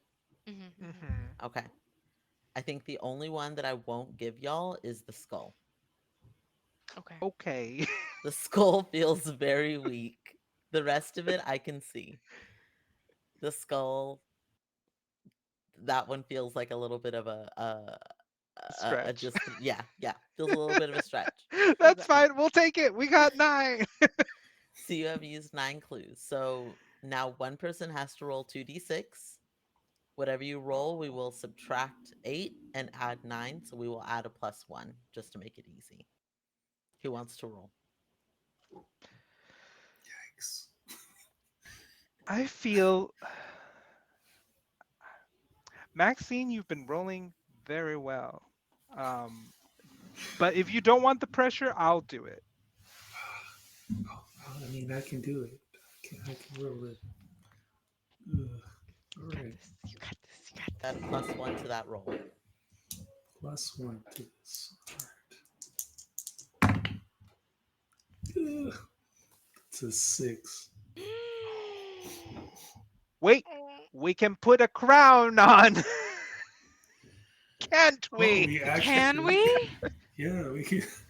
Everyone has to put a crown on, but if everyone puts a crown on, then yes, you can bump it up a tier to a 7 to a 9. Okay, how do we put a crown on? We haven't done this yet. We haven't done this yet. So you select which crown you would like to put on, Crown of the Queen or Crown of the Void, and then you have to do the action that is associated with one of those two. I would recommend, well, actually, you can do either, but Crown of the Queen is a little more fun. Fun. Mhm. Oh, okay. Ooh. Crown of the Void, you have to go in order. So one person would do the first. Actually, you would have to do Shadow in the Garden, which is why I think Crown of the Queen is more fun because it Mm, gives you that narrative option. can some people pick the same crown in Crown of the Queen? Yeah. Like the same. Okay, cool. Hmm.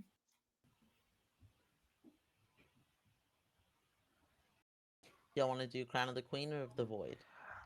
I'm gonna choose the queen. Yeah. Okay. Yeah, I think so Okay. too. Who wants to go first?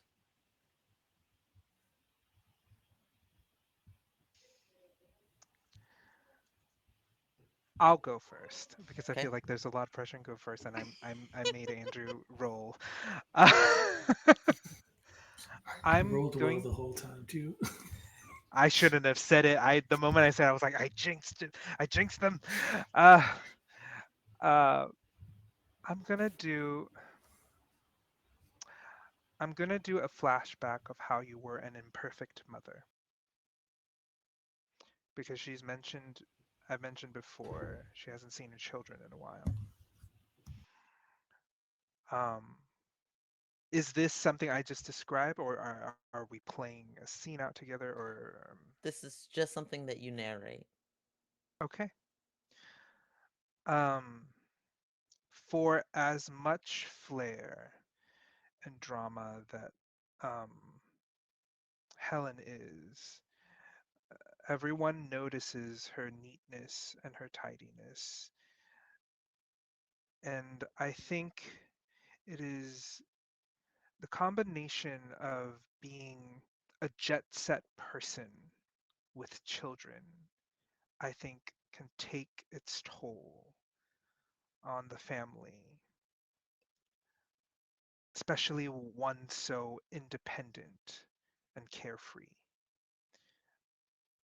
So, what happens to your children when you are too carefree, when you give them too much freedom, and yet at the same time, in the same breath, are quick to criticize and quick to correct the spaces that they live in? She's always there, but then she's not. But when she is, she tells you how to be and what is right and what is wrong in a very black and white world. But she brings you gifts from faraway lands and takes you on adventures that you love and have pictures and memories of in photo books and Instagram stories and all of these things. And eventually you have a treasure trove of just beautiful antiques of memory. But the thing about that is, those memories only tie you to a specific moment in that point of time, that point of joy, and the relation between mother and child, I think, strains as the children learn to be independent and free and just as wild as their mother was. They move away, they move and seek those far distant lands that she sought herself, and they have their own adventure and their own family. And so what is left is bittersweet baubles of an altar underneath a giant family portrait. That is how she was an imperfect mother. That was tragically sad. Um, hit right in the heart for me. I'm Uh, sorry. no, it was good. It was very, very good. Who would like to go next? I can go. I can't beat that. Holy shit, that was awesome. That was so good. It's not anyway. Okay, so I think in this Olive is I'm gonna do a flashback of your fondest memory with of your late partner. I think that kind of like talking about this whole incident and how like love triangle and like you know choosing someone over like a like something else and all that like there's just a lot of like messy romance here and I think it has Olive like thinking back um to her husband that's passed and I think she is kind of like remembering that um something that the two of them like she's just kind of like wow, that's a whole mess. I'm going to think about how good my relationship was. And I think that her and her husband were kind of like foodies together. They kind of like bonded over like maybe they met in like a cooking class together like when they were younger, and she was like really inexperienced and he was probably the better like overall like cook, but as they like had more of like a um relationship and stuff and got together and got married or whatever, she became like the baker and he was like the like dinner cook, right? They had their like specialties. And I think kind of like a fondest memory was um every Sunday they kind of had like a their little date Sunday was that they were going to like cook for each other, like try a new recipe and cook something new.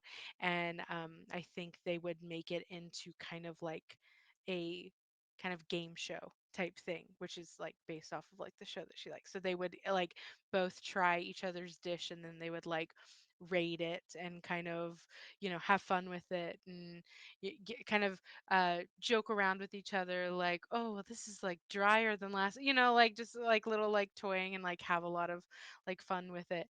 And so whenever she bakes, she's like always thinking of her partner. That's kind of like her little thing that she can do, not only to show love to the people that she's like her friends now and other people that she meets, but it's also to keep her love of her partner and stuff like that. So kind of like seeing how tragically whatever romance was happening here with like Cyrus and Eleanor or whatever, um, she's like she's pretty like sad that whatever was there didn't come to fruition, and it kind of makes her think of what she had and how precious it was to her. So So sweet and wholesome. That was wonderful. Thank you for bringing us back up because I brought us way down. no, that was good too. Maxine, what about you? That is me. I'm gonna choose a scene in the present day showing a burgeoning romance. Yeah.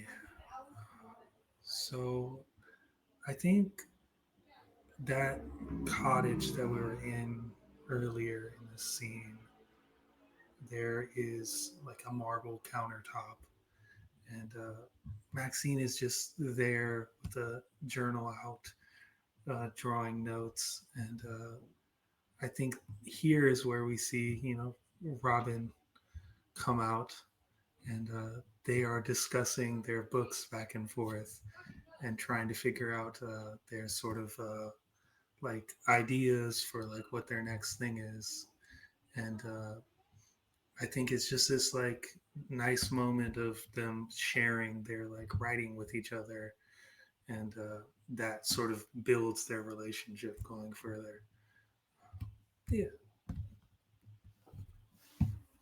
That's so lovely. That's so lovely. With all of you having put on a crown, this does raise this to a 7 to 9, which would be a tier of success. The solution is the correct solution, but there is a complication presented when it comes to apprehending the culprit. Um, in this particular case, I don't think that I need to even present the or come up with a new uh, complication. The complication is that this is the sheriff of a small town. It is going to be very, very challenging to apprehend him as a culprit and to prove that he is the one who killed Cyrus. Um, but I think that that is going to have to be a mystery for another time. We have already run pretty late, and I want to be respectful of everybody's time. And so I do think that is a perfect point for us to wrap up on all of these phenomenal and phenomenally sad memories um, that y'all have gifted us with. So I would love to turn it over to my cast. Let us know who you are, where we can find you, any projects that you would like to plug. And yeah, I will start. We'll go in a different order. We'll go around the circle of the overlay. So we will start with Andrew. Hi, I'm Andrew. I am everywhere on the internet at ASUSAGM. Um, as far as things to plug, always Melanin Mythos. We're an all BIPOC world building podcast. We have guests all the time. We're also looking at opening a forum to allow people to sign up to be guests on there. So look for that too. And that's me. Wonderful. Thank you kindly. We'll pass it over to Ian. Hi, my name is Ian DePriest. Um, Things about me. Well, I am a voice actor, singer, songwriter. You can find my music anywhere. If you just search Ian DePriest, I'll pop up there. I'm currently, you can hear me in a podcast by the Queer XP. We did a mini campaign of Moonlight on Roseville Beach. It's going to be 4 episodes. The first episode I think came out today. So if you just go over to the Queer XP, you'll hear us being chaotic queers doing all of the craziness. Aside from that, um, I'll be in an upcoming audio drama called Havana Syndrome. That is by Stormfire Productions. We're going to be doing a table read of that and then recording it soon. So hopefully in, in a couple months, or I'm not entirely sure when it'll be published, but I'm in it. So just wait and listen. Thank you so much for having me. I had a wonderful time, and yeah, it was a joy. Lovely to have you. And we'll pass it over to Blair. Hi, I'm Blair underscore Canadian Moose all over the place. I'm playing Olive. Um, I agree. This has been fantastic. Thank you so much, everybody. Um, I am. I don't have a lot going on these days. Nova every other week on uh, over on Lost Caravan. And other than that, I'm not really in anything until October. My home base is High Shelf Collective, though, so definitely go there and check out all this stuff. September's a little chill, but if you want to experience some spooky shit, in October we have a whole month of Morkborg one shots happening. Kian's running one of them, and I'm super, super, super excited to see that. It's a bunch of different variations too. So even if you're like, there's like one like just Morkborg, I think, and then the rest of them, like five other ones, are all like other variations of Morkborg, which is really cool. Um, I'm gonna be in one at the end of the month that is Schmorgasborg, where we are all kobolds. So that's gonna be really crazy and fun. But all of them are gonna be super exciting and entertaining. So I'll plug that. Just go follow High Shelf Collective to prepare for Morktober, I think is what it has been dubbed. So yeah, but I agree. Thank you so much for letting me be a part of this, and thank you, Cast and Kian for running and playing. This has been fantastic. Thank you kindly. Before I do my outro, big thank you to my cast. This has been absolutely so much fun. I have enjoyed this so very much, so I appreciate y'all's time and energy toward this. My name is Kian. My pronouns are they, he. You can find me on the interwebs at uptight underscore chiffon, uptight dash chiffon, depending on where you're hanging out. As far as things coming up, Nova every other Wednesday. I am also in that campaign on Lost Caravan. Blooming in the Rot, our Invisible Sun actual play every other Saturday here on Entropy. They Call Us Villains, our Masks Horror actual play every other Tuesday here on Entropy. Um, Beacons Arc 3 is starting up on the 18th. I'm so excited for that to come back. That's going to be over on High Shelf Collective. It's going to be so much fun. It's going to be fine. We're not traumatized at all. Other than that, I've got a couple other projects coming up that I can't yet talk about, but keep an eye on social medias. That's where you'll hear about it first. Also, and very much related to this, if you are interested in playing either Brindlewood Bay or Public Access on this channel, the next casting call for the next two games will be going up very soon. So keep an eye on Entropy Emporium social media. We would love to have you come and hang out.